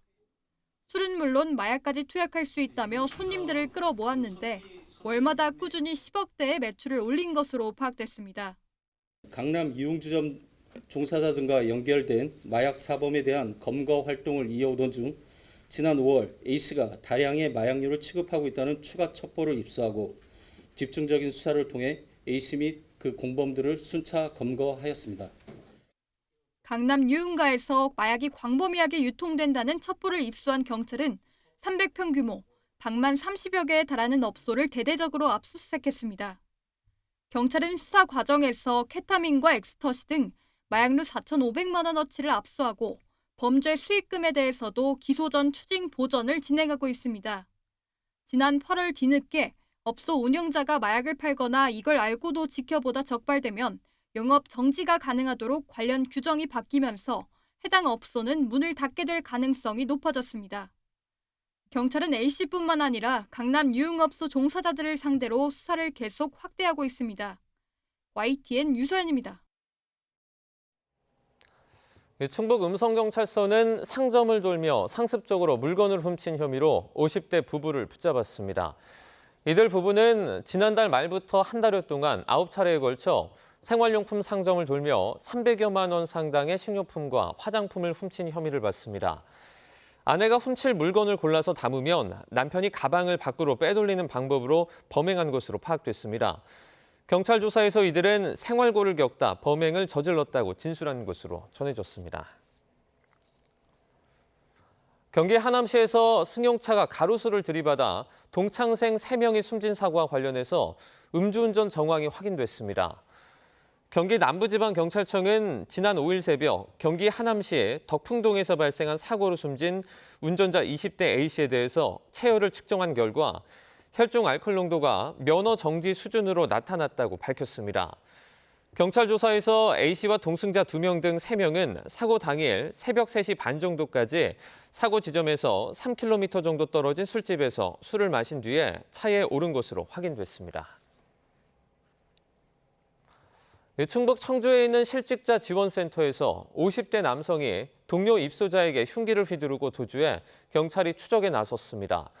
이 남성은 입소한 지 하루 만에 범행을 벌인 것으로 확인됐습니다. 김기수 기자입니다. 가방을 맨 남성이 카센터를 지나 건물 안쪽으로 들어갑니다. 잠시 뒤 다른 남성이 급하게 뛰어나오고 그 뒤로 한 남성이 유유히 빠져나옵니다. 충북 청주에 있는 실직자 지원센터에서 50대 A씨가 60대 동료 입소자에게 흉기를 휘둘렀습니다. 흉기를 휘두른 가해자는 이곳을 빠져나와 큰 도로 쪽으로 그대로 도주했습니다. 현장을 도망쳐 나온 피해자는 길 한쪽에 쓰러져 있다가 지나가던 주민에게 발견돼 병원으로 옮겨졌습니다. 배부위를 흉기에 찔렸지만 다행히 생명엔 지장이 없는 것으로 알려졌습니다. A씨는 범행 전날 이곳 센터에 입소했다가 하루 만에 범행을 저지른 것으로 파악됐습니다. 같은 방을 썼던 피해자와 말다툼을 벌이고 센터를 퇴소하겠다며 나간 뒤 다시 돌아와 피해자에게 흉기를 휘두른 겁니다. 어찌됐든 오래 입소를 하시면 그 사람 성격을 알 수가 있잖아요. 말로 따지면 24시간을 사람의 성격은 이름부터 팩이 아니죠. 천차만별이니까. 경찰은 주변 CCTV를 분석해 도주한 A씨를 추적하고 정확한 사건 경위를 파악하고 있습니다. YTN 김기수입니다. 큰 돈을 들여서 분양을 받은 아파트가 하자투성이에 입주도 수개월 미뤄진다면 어떨까요? 강원도 춘천에 있는 신축 아파트 이야기인데요. 입주 예정 주민들이 분통을 터뜨리고 있습니다. 시청자 제보를 홍성욱 기자가 취재했습니다. 완공을 앞둔 아파트 단지 총 99세대 규모의 분양가가 3.3제곱미터당 2천만 원을 넘어 이 지역에서는 고급 아파트로 불렸습니다. 하지만 입주 예정일이 석 달이나 지났는데도 입주는커녕 준공 승인도 받지 못했습니다. 이유는 하자투성이. 비만 오면 천장에서 물이 뚝뚝 떨어지고 이건 완전 무시네. 지하에는 이미 물이 고였습니다. 물인 거야? 내부 바닥 이음새는 틈이 보일 정도로 벌어졌고 마루와 타일 사이도 고르지 못합니다. 베란다 창문은 어긋나 제대로 닫히지 않습니다. 아파트 사전 점검 당시 주민들이 찾아낸 하자만 수십 곳. 그런데도 시행사는 일단 입주한 뒤에 고쳐주겠다며 자치단체에 임시 사용 승인을 신청했습니다. 이런 상태에서 들어갈 수는 없다고 저희는 판단이 됐는데 거기에 뭐 안전감리라든지 시공하시는 분들은 뭐 들어가 보면 알 거 아니냐 그렇게 얘기를 하시더라고요. 주민들이 집회까지 열며 강하게 반대하자 시행사는 그제야 임시 사용 승인 신청을 취하했습니다. 자치단체는 하자 보수 없이는 준공 승인을 하지 않겠다고 밝혔습니다. 임시 사용 승인이든 사용 검사가 됐든 그 사용에 지장이 없어야지 저희가 이제 그걸 처리를 할 수 있다고 보여지고요. 뭐 사업 주체나 시공사 감리를 통해서 계속적으로 재시공 보완 시공을 하고 있는 그런 상황입니다. 시행사 측은 시공사 자금난으로 공사가 조금씩 지연돼 공정이 미비한 부분이 있다며 입주민 피해가 없도록 노력하겠다고 해명했습니다. 하지만 하자 보수가 얼마나 더 걸릴지 알 수 없는 상황. 부실 시공 의혹까지 제기되면서 새 보금자리 기대에 부풀었던 입주 예정자들은 기약 없는 기다림 속에 고통과 허탈감만 커지고 있습니다. YTN 홍서욱입니다. 은행권 대출금리가 넉 달 만에 반등했습니다. 한국은행이 오늘 발표한 금융기관 가중평균 금리를 보면 예금은행의 9월 대출금리는 0.14%포인트 오른 연 4.62%로 집계됐습니다. 구체적으로 가계대출금리가 4.23%로 8월보다 0.15%포인트 올라 두 달 연속 상승세를 이어갔습니다. 특히 주택담보대출금리는 3.74%로 0.24%포인트나 뛰었습니다. 이 같은 오름폭은 재작년 9월 0.44%포인트 이후에 2년 만에 최대입니다.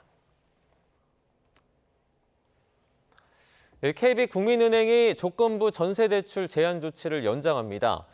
국민은행은 이번 달 말까지 한시적으로 운영하기로 했던 임대인 소유권 이전 조건부 전세자금 대출 취급 제한 조치를 연장한다고 밝혔습니다.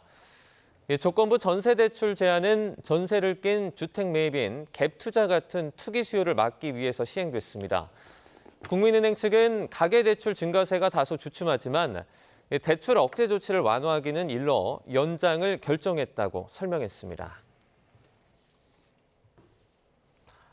자영업자들의 배달 수수료 부담을 낮추기 위한 배달 플랫폼과 입점업체 간의 상생협의체가 9차 회의에도 합의 도출에 실패했습니다. 목표했던 논의 시한인 10월을 넘겨 다음 주에 다시 회의를 열기로 했습니다. 이승은 기자입니다.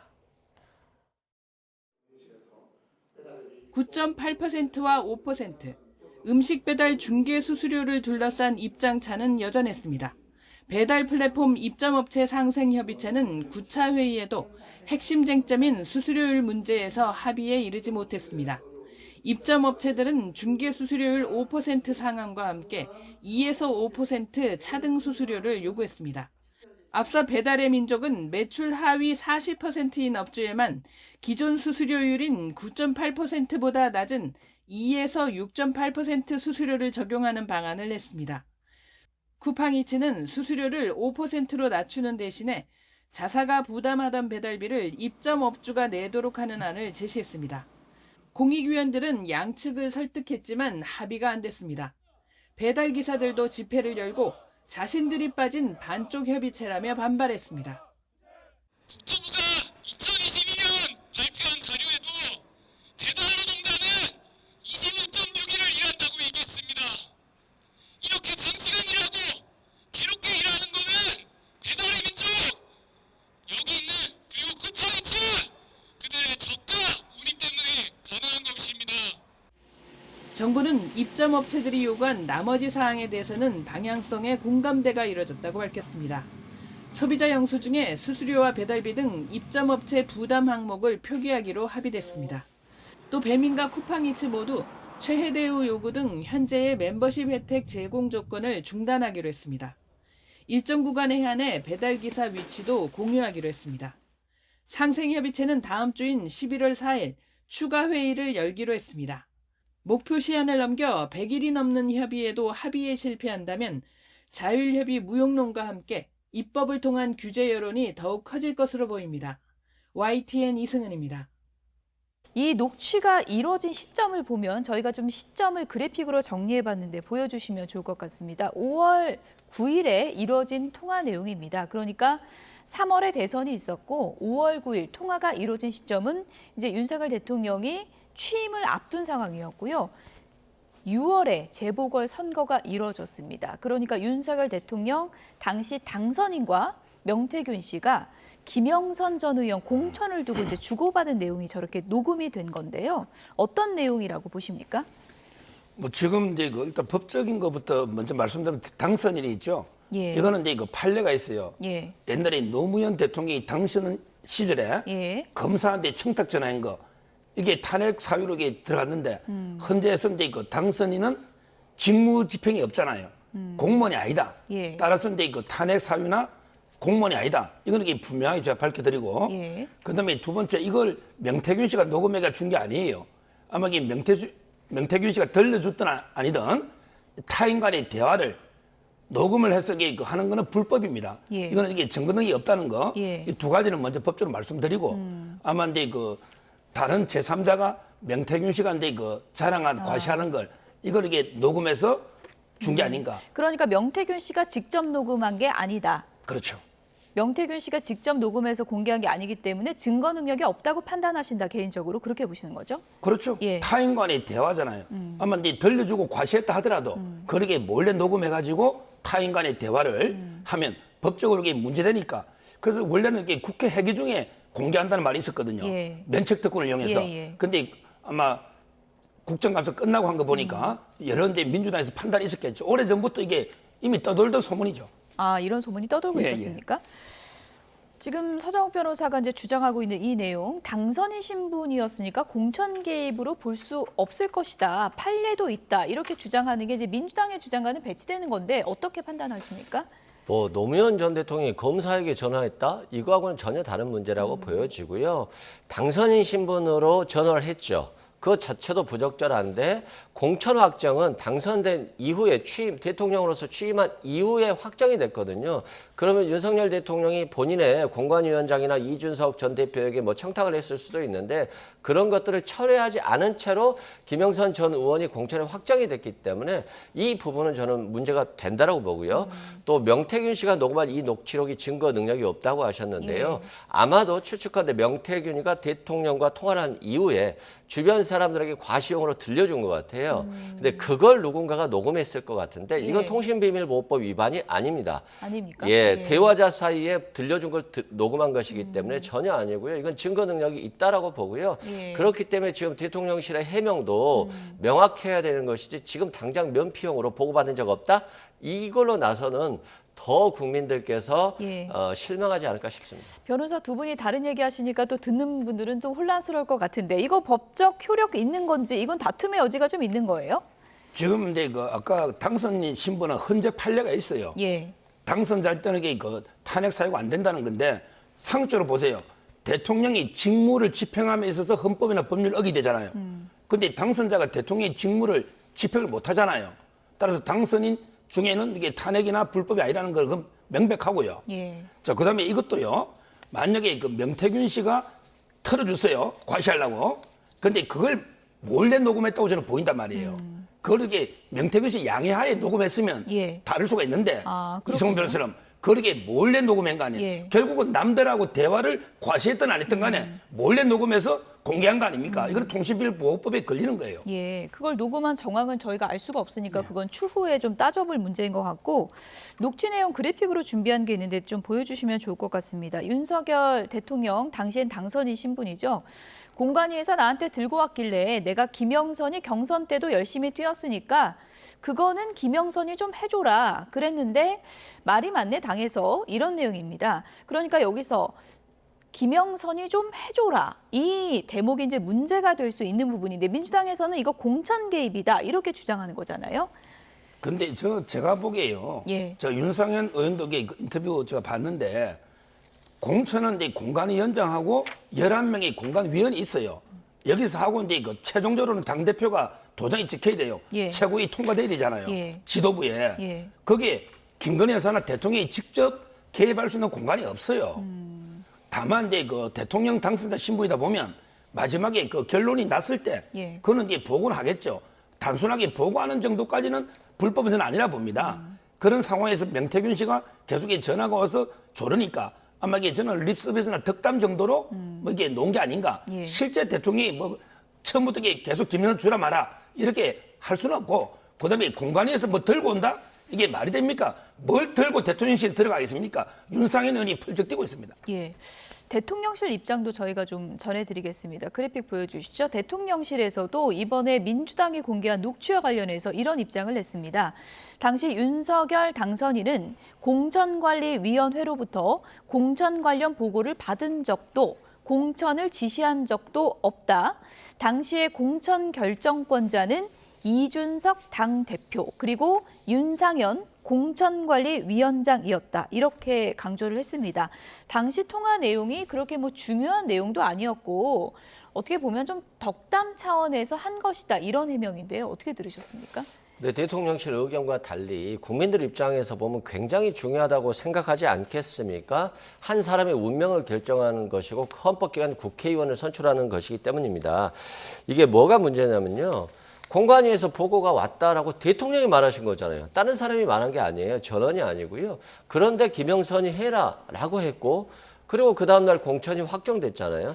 저 지역이 어디죠? 창원, 의창 지역 같은 경우는 그냥 국민의힘이 공천만 하면 되는 곳이에요. 예. 그러면 저기에서 얼마나 많은 시간을 들여서 공천을 받으려고 노력했던 사람들은 완전히 무시당하는 거고 뜬금없이 연고도 없는 사람을 대통령실에서 공천을 줬고요. 근데 그 공천이 어떤 대가성이라는 의문이 있는 겁니다. 예를 들어서 여론조사 조작과 관련해서 3억 7천만 원을 들여서 여론조사를 해주고 그래서 대통령 경선에서 윤석열 대통령을 유리하게 해줬다는 거. 이게 지금 이 얘기가 있잖아요. 뭐 수사는 해봐야 되겠습니다만 그러면 여론조사 비용에 대한 대가로 공천했다라고 하는 것이니까 실은 매관매직이 될 수 있는 부분이거든요. 예. 이 부분은 지금 대통령실이 해명 정도 수준은 안 될 것 같고요.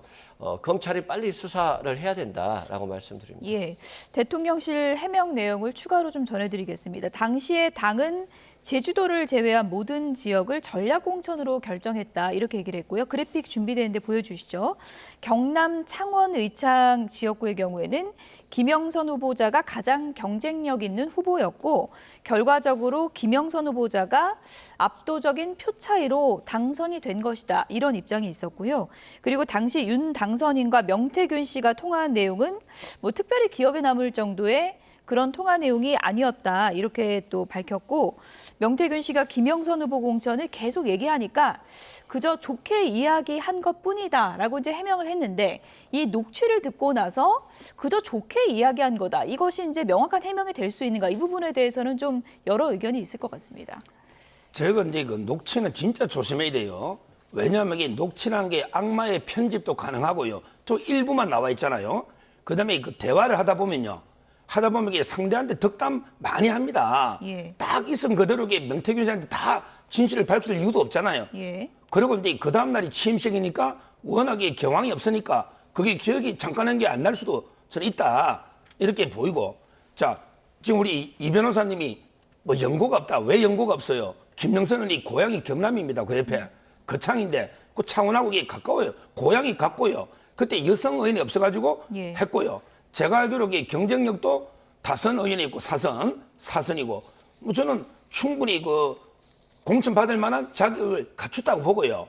그다음에 요즘 공관위원이 11명이 있잖아요. 이분들이 뭐 대통령이 하란다고 합니까? 이번에 총선 봤잖아요.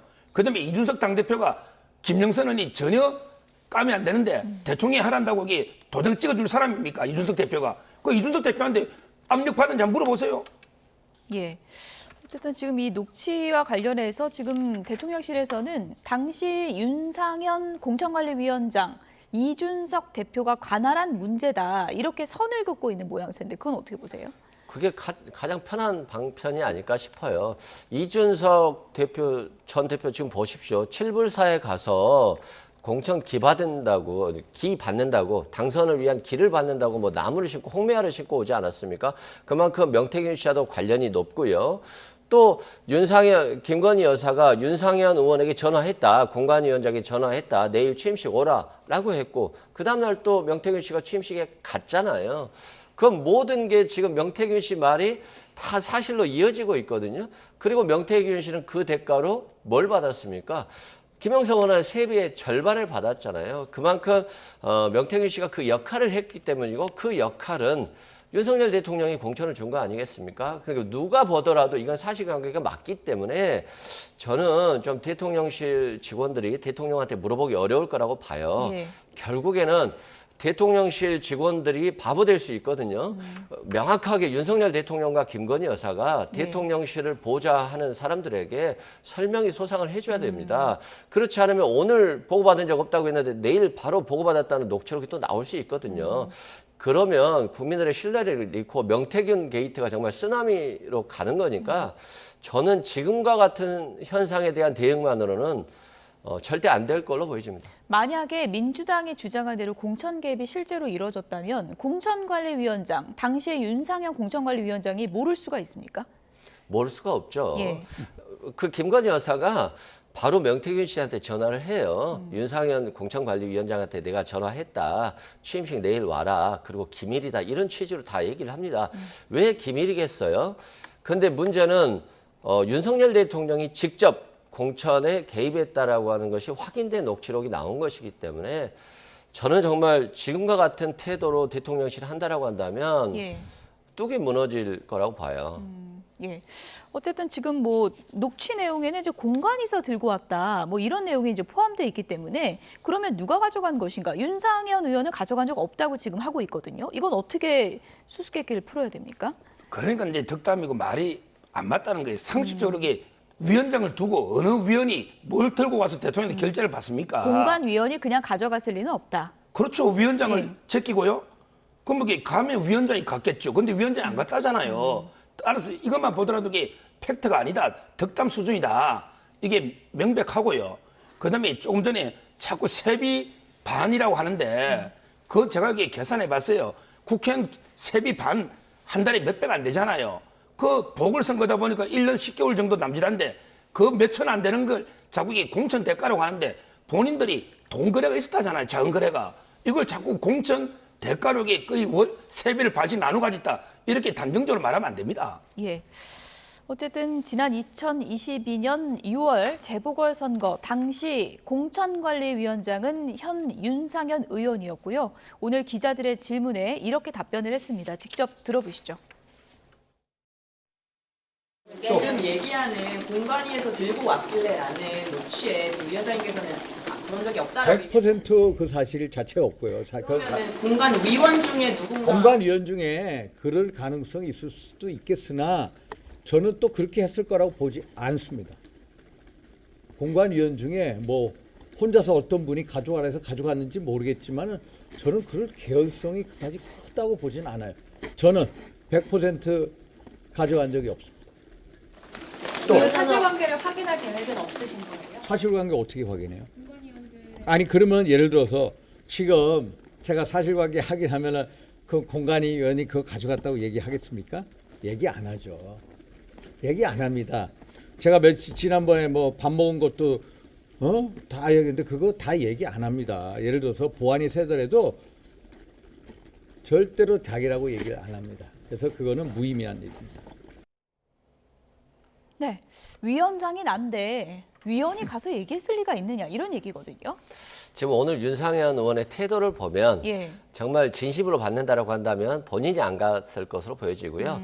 공관위원 중에 한 분 정도가 대통령이나 그 부인에게 보고하러 항상 간 것 같다는 느낌이 들고요. 그것은 이제 추측이죠. 추측이죠. 그리고 굳이 뭐 윤상현 공관위원장이 가야 되겠습니까? 윤상현, 김건희 여사 통화에 나와요. 윤석열 대통령과 명태균 씨가 전화를 끊고 나서 김건희 여사가 바로 전화가 왔는데 공관위원장하고 통화했다라고 하거든요. 그리고 나서 누군가가 보고를 그 전에 했겠죠. 그런 측면에서 저는 지금 대통령실 권위가 없어요. 권위가 만약에 있었다라고 한다면 이런 통화 녹취록이 이렇게 공개되지가 않거든요. 그러니까 권위가 너무 없어졌다는 것이고 권위가 없는 정부에는 누구나 다 제보를 합니다. 그래서 좀 계속적으로 거짓 해명보다는 진실된 해명을 내놓는 게 필요하다 이렇게 말씀드립니다. 예. 대통령실 오늘 해명 앞서 전해드렸고요. 그러니까 당시의 책임자는 윤상현 공관위원장과 이준석 대표였다. 이런 입장을 내놓은 것에 대해서 이준석 의원 또 발끈했습니다. 이것은 대통령실이 해명해야 한다라고 하면서 이거는 양두구육이 아니라 인면수심 아니냐 이렇게까지 발끈했는데요. 이준석 대표는 그 당시에 어떤 상황에서 지금 어떤 부분을 책임져야 된다고 보십니까? 지금 이제 김영선 의원 이제 공천장을 한번 보죠. 누구 도장이 찍혀 있는지. 옛날에 김무성 대표가 옥새 들고 나르시 한번 옥새 들고 날랐는지 근데 캐비넷 속에 연합군 날랐는지 중요한 게 당대표 직인이 안 지키면 공천이 안 될걸요. 그렇잖아요. 그럼 이준석 대표는 왜 김영선 공천장에 찍어주냐 말이죠. 본인이 대통령의 부탁이나 압력을 받고 찍어줬는지 아니면 본인이 능력이 되니까 당당히 찍어줬는지 그걸 소명하라는 게 뭐 잘못됐습니까? 자기 도장이 찍혀 있잖아요. 아니면 그 도장이 다른 사람이 찍었습니까? 뭐 도영애가 찍었습니까? 그렇게 밝히라는 거고요.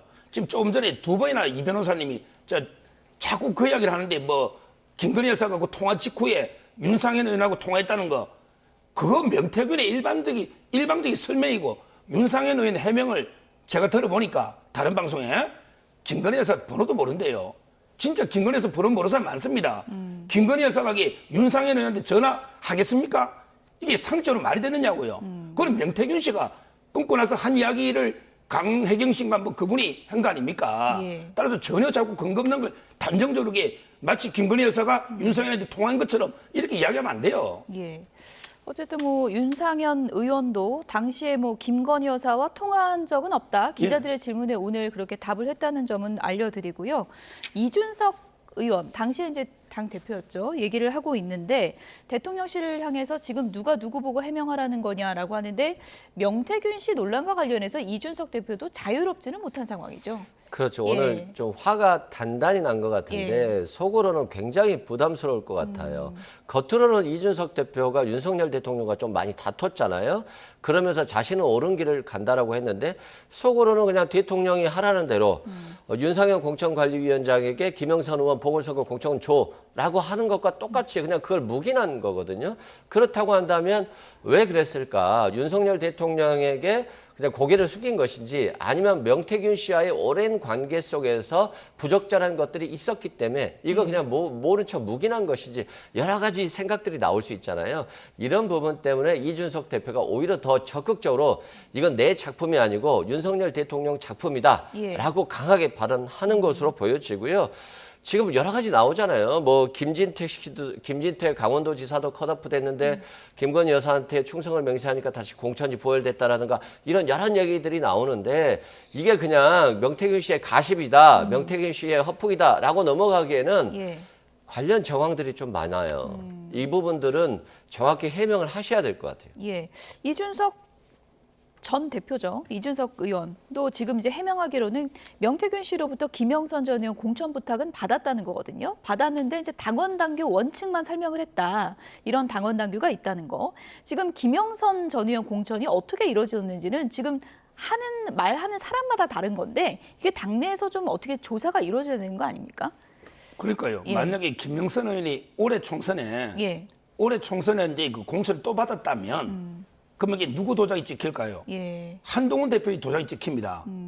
그럼 이제 이거 한동훈 대표가 해명해야 되는 거예요. 예. 김건희 여사나 윤석열 대통령 압력으로 내가 해줬는지. 일단 직인 찍은 사람이 책임이다. 이렇게 그렇죠. 보시는 거군요. 직인이 예. 그거에 있어야만 이게 공천이 되는 거예요. 예. 당의 모든 대표랑 게 통하라는 거죠. 저는 이준석 대표가 그걸 소명하란 말이에요. 본인이 김영선 의원이 적임자라서 찍어줬는지 아니면 이게 김건희 여사나 윤 대통령이 부탁하니까 압력을 여니까 찍어줬는지 그걸 이야기해야지 왜 인면수색 왜 놓습니까? 소명을 해야죠. 예. 저는 당대표라는 게 그만큼 엄중한 자리 아닙니까? 당대표가. 그러고 그때 공천이 몇 개 안 되잖아요. 전부 관심이 많을 때잖아요. 예. 그러면 이준석 대표도 관심이 많았을 거 아니에요. 본인이 찍어줬잖아요. 자, 그리고 하나 더. 이거 또 김진태 의원 이야기 하는데 예. 그때 컷오프 돼가지고 제부터 방송에서 경선기에는 주의된다 방송 많이 해서 이준석 대표가 직접 아마 찾아가서 단식장에 예. 이래가 경선 기회를 준 거예요. 예. 근데 이겼잖아요. 경쟁력이 가장 있는 후보를 컷오프 말이 안 되죠. 이래가 된 거지. 이게 김건희에서 충성 맹세하고 무슨 관계? 그것도 이준석 대표한테 물어보세요. 왜 컷오프 했다가 현재 이준석 대표가 잘할 거라니까 그 과정을. 예. 그거 말도 안 되는 이야기입니다. 지금 뭐 핑퐁 게임 같긴 한데 어쨌든 당시에 이준석 대표 직인이 찍혀 있는 거는 부인할 수 없는 사실이고요. 하지만 공천의 총책임자는 공천관리위원장 아닙니까? 이런 경우에는 누가 최종적인 책임을 지는 겁니까? 그러니까 뭐 법적으로는 예. 이준석 대표가 도장 찍은 거죠. 근데 이준석 대표는 바지 사장인 거죠. 아, 바지 사장인 그렇죠. 겁니까? 실제 예. 사장은 다뤄 있는 거고요. 예. 그 한번 보세요. 예. 윤석열 대통령이 대통령에 취임을 합니다. 근데 그 바로 전날 전화를 하고요. 대통령 취임날 공천이 확정이 돼요. 누가 이준석 말을 듣겠습니까? 당연히 안 듣죠. 대통령의 권위, 힘이 엄청날 때이기 때문에 뭐 저는 윤석열 대통령의 전화 한 통화로 공천은 확정됐다라고 보고요. 이것과 다른 얘기를 하셔야 되는 거지. 이걸 이준석 대표에게 떠넘기는 거? 이건 뭐 국민들이 납득하겠어요? 저는 안 믿는다고 생각합니다. 일단 오늘 윤석열 대통령과 명태균 씨 그 녹취가 공개됐는데 당선인 신분 때 이제 녹취인데 추가로 뭐가 더 나올 가능성도 있는 거예요? 아니면 민주당의 뭐 폭로가 오늘에서 그치는 겁니까? 어떻게 예상을 하십니까? 아직 엄청 많다고 그래요. 아, 오늘 더 있다. 예, 원내대표가 예. 말씀하셨는데 녹취록을 많이 가지고 있고요. 이렇게 이제 공격하는 건 그렇잖아요. 한꺼번에 다 공개하는 것보다 공개하고 대통령실에서 거짓말하면 또 거짓말에 대한 반박 걸 내놓는 거잖아요. 근데 지금 오늘 바로 대통령실에서 보고 받은 적도 없고 승인한 적도 없다. 이런 말이 나왔다는 건 2차적으로 뭐 원내대표가 발표하실 걸로 보여지고요. 그렇기 때문에 지금 바닥까지 온 대통령실의 권위가 더 떨어질 것도 없잖아요. 솔직하게 좀 고백을 하고 대통령 본인의 문제잖아요. 이제는 뭐 오히려 대통령이 정말 억울하고 잘못한 게 없다면 특검 카드를 대통령실에서 내놓아야 되지만이 반전 카드가 될 수 있다. 이렇게 생각됩니다. 예. 지금 국민의힘은 공식적인 입장은 오늘 녹취에 대한 입장은 지금 나오지 않고 있는 걸로 보이는데요. 당 차원의 대응도 상당히 좀 중요할 것 같거든요. 어떻게 대응해야 된다고 보십니까? 일단 이제 뭐 진실 규명을 위해서 예. 뭐 노력을 해야 되는데 한번 더 지켜봐야 되겠죠. 아직까지 뭐 공개하는 게 많이 있다 하고요. 지금 이제 또 특검 이야기 하는데 아까도 말했지만 이게 그 당선인은 공무원이 아니다.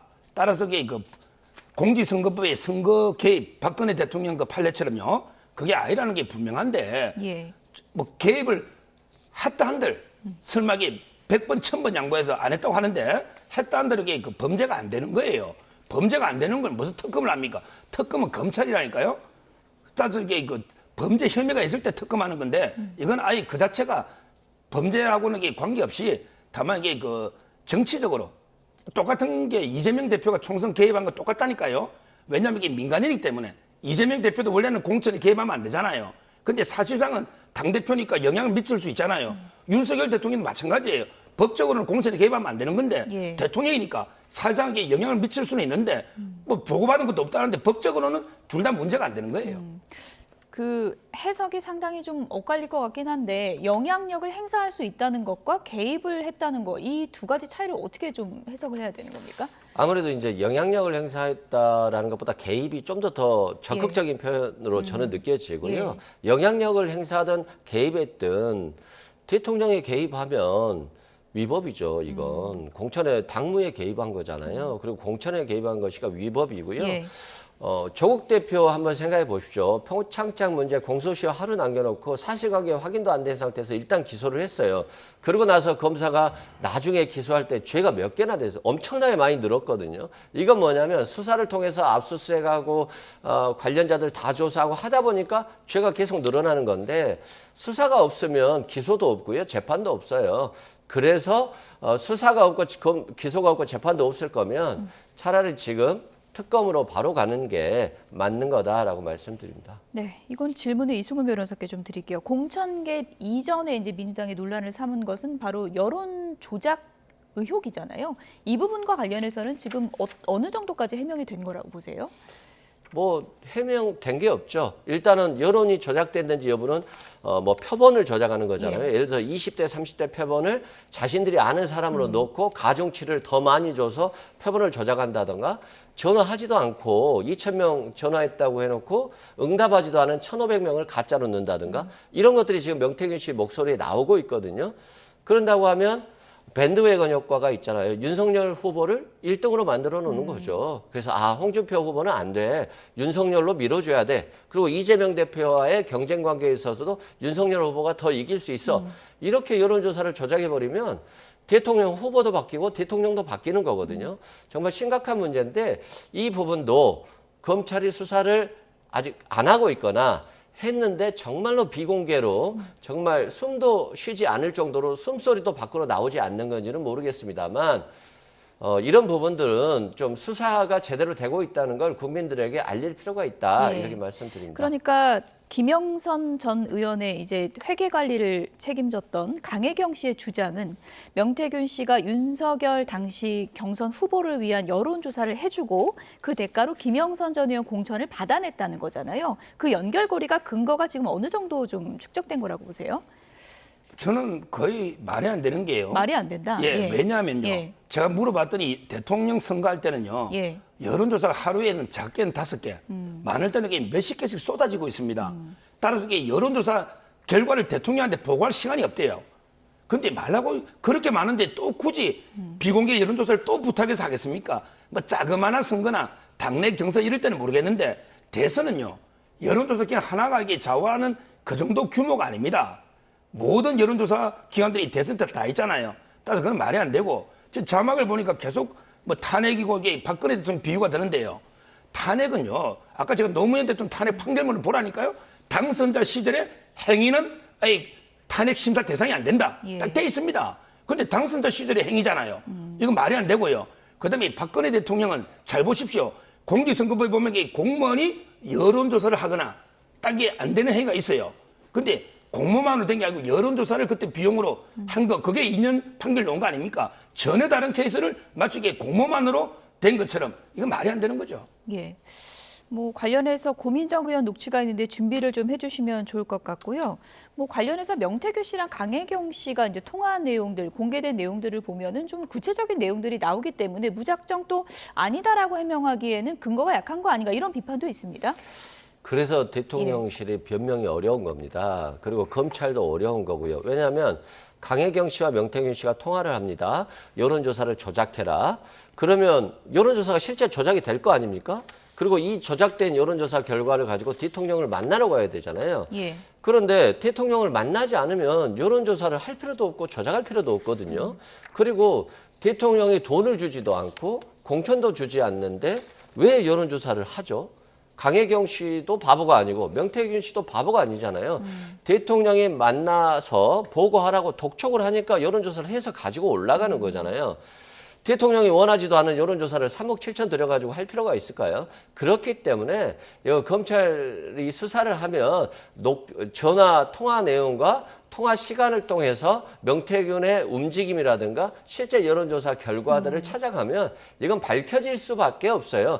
검찰이 수사를 늦게 하느냐 빨리 하느냐의 문제인 것이고 예. 지금 윤석열 정부에서 검찰은 수사를 안 하겠죠. 지연시키겠죠. 그런데 정권 교체기에 들어간다고 한다면 검찰의 캐비넷에는 윤석열 대통령과 김건희 여사를 잡을 문건이 있는 거죠. 네.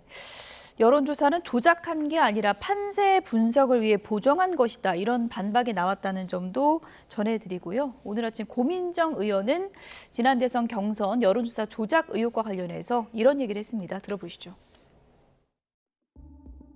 여론 조작을 뭐 대통령이 보고 받았냐 안 받았냐 뭐 이것도 중요할 테지만 결국 그 돈을 어디에서 댔는가. 그렇죠. 만약에 이제 국민의힘에서 그 자금을 댔으면 여론 조작에 가담인 것이고 네. 자금을 안 냈으면은 그거는 정치자금법 위반인 거고 그러려면 국민의힘에 대한 수사, 압수수색 뭐 이런 것들은 글쎄요 저는 불가피해 보여요. 현재 현직에 있는 대통령과 여사가 공천에 개입하는 등의 문제들은 현직으로서의 문제도 있지만 만약에 선거에서의 조작의 가담 여부가 확인이 되는 것들이 있다면 이거는 글쎄요 대통령의 탄생 자체가 부정될 수 있는 굉장히 큰 사건이죠.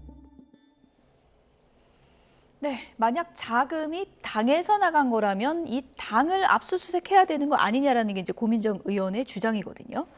지금 이제 그 명태균 씨가 81개인가 했고 예. 그 중에 50개는 공개된 거죠. 공개된 거는 문제가 없고요. 예. 근데 그 비공개를 31번이나 조작해서 누가 이걸 부탁하겠습니까? 공개도 안 할 걸 굳이 부탁할 이유가 없잖아요. 근데 저는 이런 건 있더라고요. 물어보면 뭐냐면 이게 조작대가 유리한 거 이런 조사를 잘 만들어요. 이걸 가지고 찾아가요. 예를 들어 오세훈 시장이든 뭐 대통령이든 그러면 이게 유리한 걸 보여주면서 접근 통로로 이용하려고 자기들이 조작해서 이제 만드는 거는 있어요. 근데 그걸 당이나 대통령 캠프에서 말라고 명태균 씨한테 요청하겠습니까? 따라서 이게 말이 안 되고요. 그 다음에 비용 3억 7천은 어디서 놓은 겁니까? 자기들 마음대로 이렇게 계산한 거고요. 그 다음에 가장 조작의 피해자가 홍준표 시장이 그때 후보 나오잖아요. 근데 그분이 괜찮다는데 왜 남들이 떠듭니까? 아니 그 홍준표 대구시장이 괜찮다라고 해서 괜찮아지는 게 아니잖아요. 이제 지금 지나왔으니까 뭐 대통령을 바꿀 수도 없는데 한동훈 대표가 윤석열 대통령과 각을 세우고 있으니까 자신은 이런 것도 문제 삼지도 않는 통합의 메신저다 뭐 이런 거 같은데요. 이런 문제 삼느냐의 문제가 아니라 여론의 문제고요. 한동훈 대표가 말하듯이 여론 조작은 심각한 범죄입니다. 후보자를 바꾸는 거고요. 대통령을 바꾸는 거고요. 헌법기관이 국회의원을 바꾸는 겁니다. 이건 없어져야 되지 않을까요? 예. 그런데 이제 고민정 의원 얘기를 들어보면은 국민의힘까지 이제 겨냥하게 되고 특검 내용에 이 내용을 담는다면 국민의힘 당 자체에 대한 압수수색이 불가피한 건데 이걸 국민의힘이 받기가 좀 어렵지 않을까요? 어떻게 보십니까? 뭐 고민정 의원의 발언은 좀 법 상황으로 보면 좀 맞지는 않는 것 같아요. 왜냐하면 윤석열 후보가 그때 후보로서 들어왔고 국민의힘 얼마 온 지 안 됐는데 국민의힘의 당비로 여론조사를 했다라고 생각할 수는 없을 것 같고요.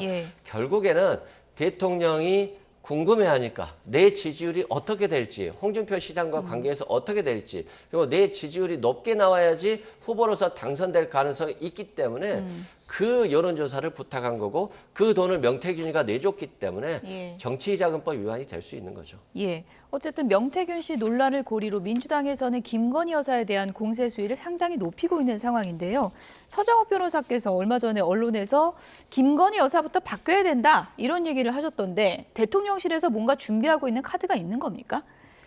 저는 이제 그 전략적인 행보로 그 바뀌어야 된다는 게 꼭 어떤 분이 이혼해야 된다는 것처럼 이게 해석이 그게 아니고요. 이혼을 얘기한 건 아니다. 당연히 아니고요. 뭐냐면 이제 그 부정 평가 요소 중에 김건희 여사 문제가 있으니까 우리가 좀 전략적으로 한번 대책을 한번 의논해 보자. 저도 처음에 오해했습니다. 예, 그래서 제가 제안한 거는요. 예를 들어 이제 그 대외 행보를 좀 전략적으로 자제를 하자. 예. 이번에 폴란드 영부인하고 비공개를 했잖아요. 이런 문제나 그다음에 그 우리 마포대교도 저는 좋은 취지인데 워낙 비판받으니 좀 이게 더 어렵고 소외된 곳에 비공개로 진짜 한번 제대로 봉사를 해보자 비공개로. 예. 뭐 이런 문제들. 네. 그다음에 그 명태균 씨나 옛날에 뭐 진중권부터 이게 여러 사람들 통화가 많이 나오잖아요. 이명수나 예. 이런데 세상에 누굴 믿겠습니까? 요즘 다 녹음하는 시대잖아. 이런데 그 외부인들하고 최대한 이게 통화나 문자 이런 걸 좀 자제를 하자. 예. 이런 걸 그다음에 뭐 특별감찰관이나 제2부속실 이런 걸 이게 제가 변화로 제안한 거예요. 특별감찰관은 용산에서 받아야 된다고 보시는 거군요. 대통령이 정확한 워딩은 예. 여야가 추첨해와라. 예. 여야가. 그럼 이게 무조건 받겠다. 이게 일관된 입장이에요. 예. 임기 반환점 맞아서 대통령실에서 뭔가 쇄신책을 내놓을 거다, 뭔가 준비하고 있다 이런 얘기가 계속 들려서 어떤 뭐 예상하시는 카드가 있으십니까? 지금 이제 뭐 인적 개편이고요. 예. 정책은 이게 큰 정책은 잘못된 게 없기 때문에 그걸 바꿀 수가 없어요. 예. 큰 계획 방안은 이게 가야 되고요. 정책 쇄신보다는 뭐 좀 필요하면 이게 그 인적 쇄신, 뭔가 이제 그 새로운 오래된 인물들이 많잖아요. 한 2년 넘은 장관들도 있고요. 그러다 보면 이제 그 새로 아마 전면적으로 저는 인적 쇄신 위주로 이게 필요하다 봅니다. 네, 오늘 아침 뭐 우상호 전 의원은 언론 인터뷰에서 김건희 여사가 완강하게 반대하고 있기 때문에 제2부속실이고 뭐고 다 안 되고 있는 거다 이렇게 주장을 하셨더라고요. 뭐 정보가 있어서 하셨겠죠. 예. 뭐 맞는 말씀이겠지만 저는 요즘에 그런 생각도 들더라고요. 김건희 여사가 모든 뉴스와 모든 언론에서 이렇게 매를 맞고 있는데 왜 윤석열 대통령은 이렇게 가만히 놔두지? 이렇게 매를 맞지 않게 하기 위해서 오히려 먼저 선제적으로 여사의 활동 중단도 하고 대통령의 인적 쇄신도 하고 이렇게 해야 되는 건데 의혹 해명이 적극적으로 나서야 되는데 그냥 방치하는 거잖아요. 뭐 김건희 여사를 얼마나 사랑해서 그러는지 저는 모르겠습니다만 이제는 좀 수습을 대통령실에서 하셔야 된다라고 말씀드립니다. 네, 수습의 시점이 이제 임기 반환점을 돌면서 뭔가 카드가 나와야 되지 않을까 이런 여론이 높아지고 있는 것 같습니다. 지금까지 서정욱 변호사, 이승훈 변호사 두 분이었습니다. 고맙습니다. 감사합니다. 어느덧 10월의 마지막 날인데요. 올해는 아직도 곱게 물든 단풍을 보기가 힘듭니다. 오늘 YTN 중계차는 서울의 첫 단풍을 관측하는 곳에 나가 있습니다. 이혜미 캐스터. 네, 서울 기상관측소에 나와 있습니다. 네, 오늘은 좀 특별한 곳을 방문했네요. 네, 맞습니다. 이곳은 과거에 기상청이 있던 자리인데요. 지금은 서울의 공식적인 날씨를 관측하는 관측소로 운영이 되고 있습니다. 이곳에서 측정한 기온과 강수량, 그리고 이곳에 있는 표준목을 기준으로 서울의 공식적인 기상 현상을 관측하게 됩니다. 지금 제 옆으로 보이는 이 나무는 서울의 단풍나무 표준목입니다. 이 나무를 기준으로 20%가량이 물들었을 때 첫 단풍이라고 하고요. 80%가량이 물들었을 때 절정에 달했다고 말을 할 수가 있는 겁니다. 그런데 지금 보시는 것처럼 이 나무는 아직도 초록잎이 더 많습니다. 여전히 10%가량의 수준에 머물러 있기 때문에 아직도 서울의 단풍은 공식적으로 시작됐다고 보기가 어려운 수준입니다. 올해는 늦더위가 길게 이어지고 가을 날씨도 변덕스럽게 나타나면서 단풍이 늦게 물들어가고 있습니다. 그제 한라산에서는 관측 이래 가장 늦은 첫 단풍이 관측됐고요. 설악산의 경우 이제야 단풍이 절정기에 접어들었습니다. 내장산은 아직도 공식 단풍이 시작하지 않았고 서울 북한산은 약 일주일 전 첫 단풍이 시작되는 등 내륙의 단풍은 아직도 속도를 내지 못하고 있습니다. 오늘도 맑고 온화한 날씨가 이어지고 있는데요. 당분간 내륙 지역은 맑은 가운데 일교차가 크겠습니다. 내일부터 모레 사이 남부지방과 제주도를 중심으로는 비가 내리겠습니다. 이후에는 기온이 큰 폭으로 떨어지면서 서울 아침 기온이 5도 아래로 내려갈 전망입니다. 따라서 다음 주 초반부터는 서울 등 단풍도 속도를 낼 것으로 전망됩니다. 단풍 나들이 계획하셨다면 기온이 급격하게 떨어지는 만큼 옷차림에 유의하셔야겠습니다. 지금까지 서울 기상관측소에서 YTN 이혜민입니다. 뉴스나우 오늘 순서는 여기서 마치겠습니다. 내일도 생생한 뉴스로 찾아뵙겠습니다. 여러분 고맙습니다.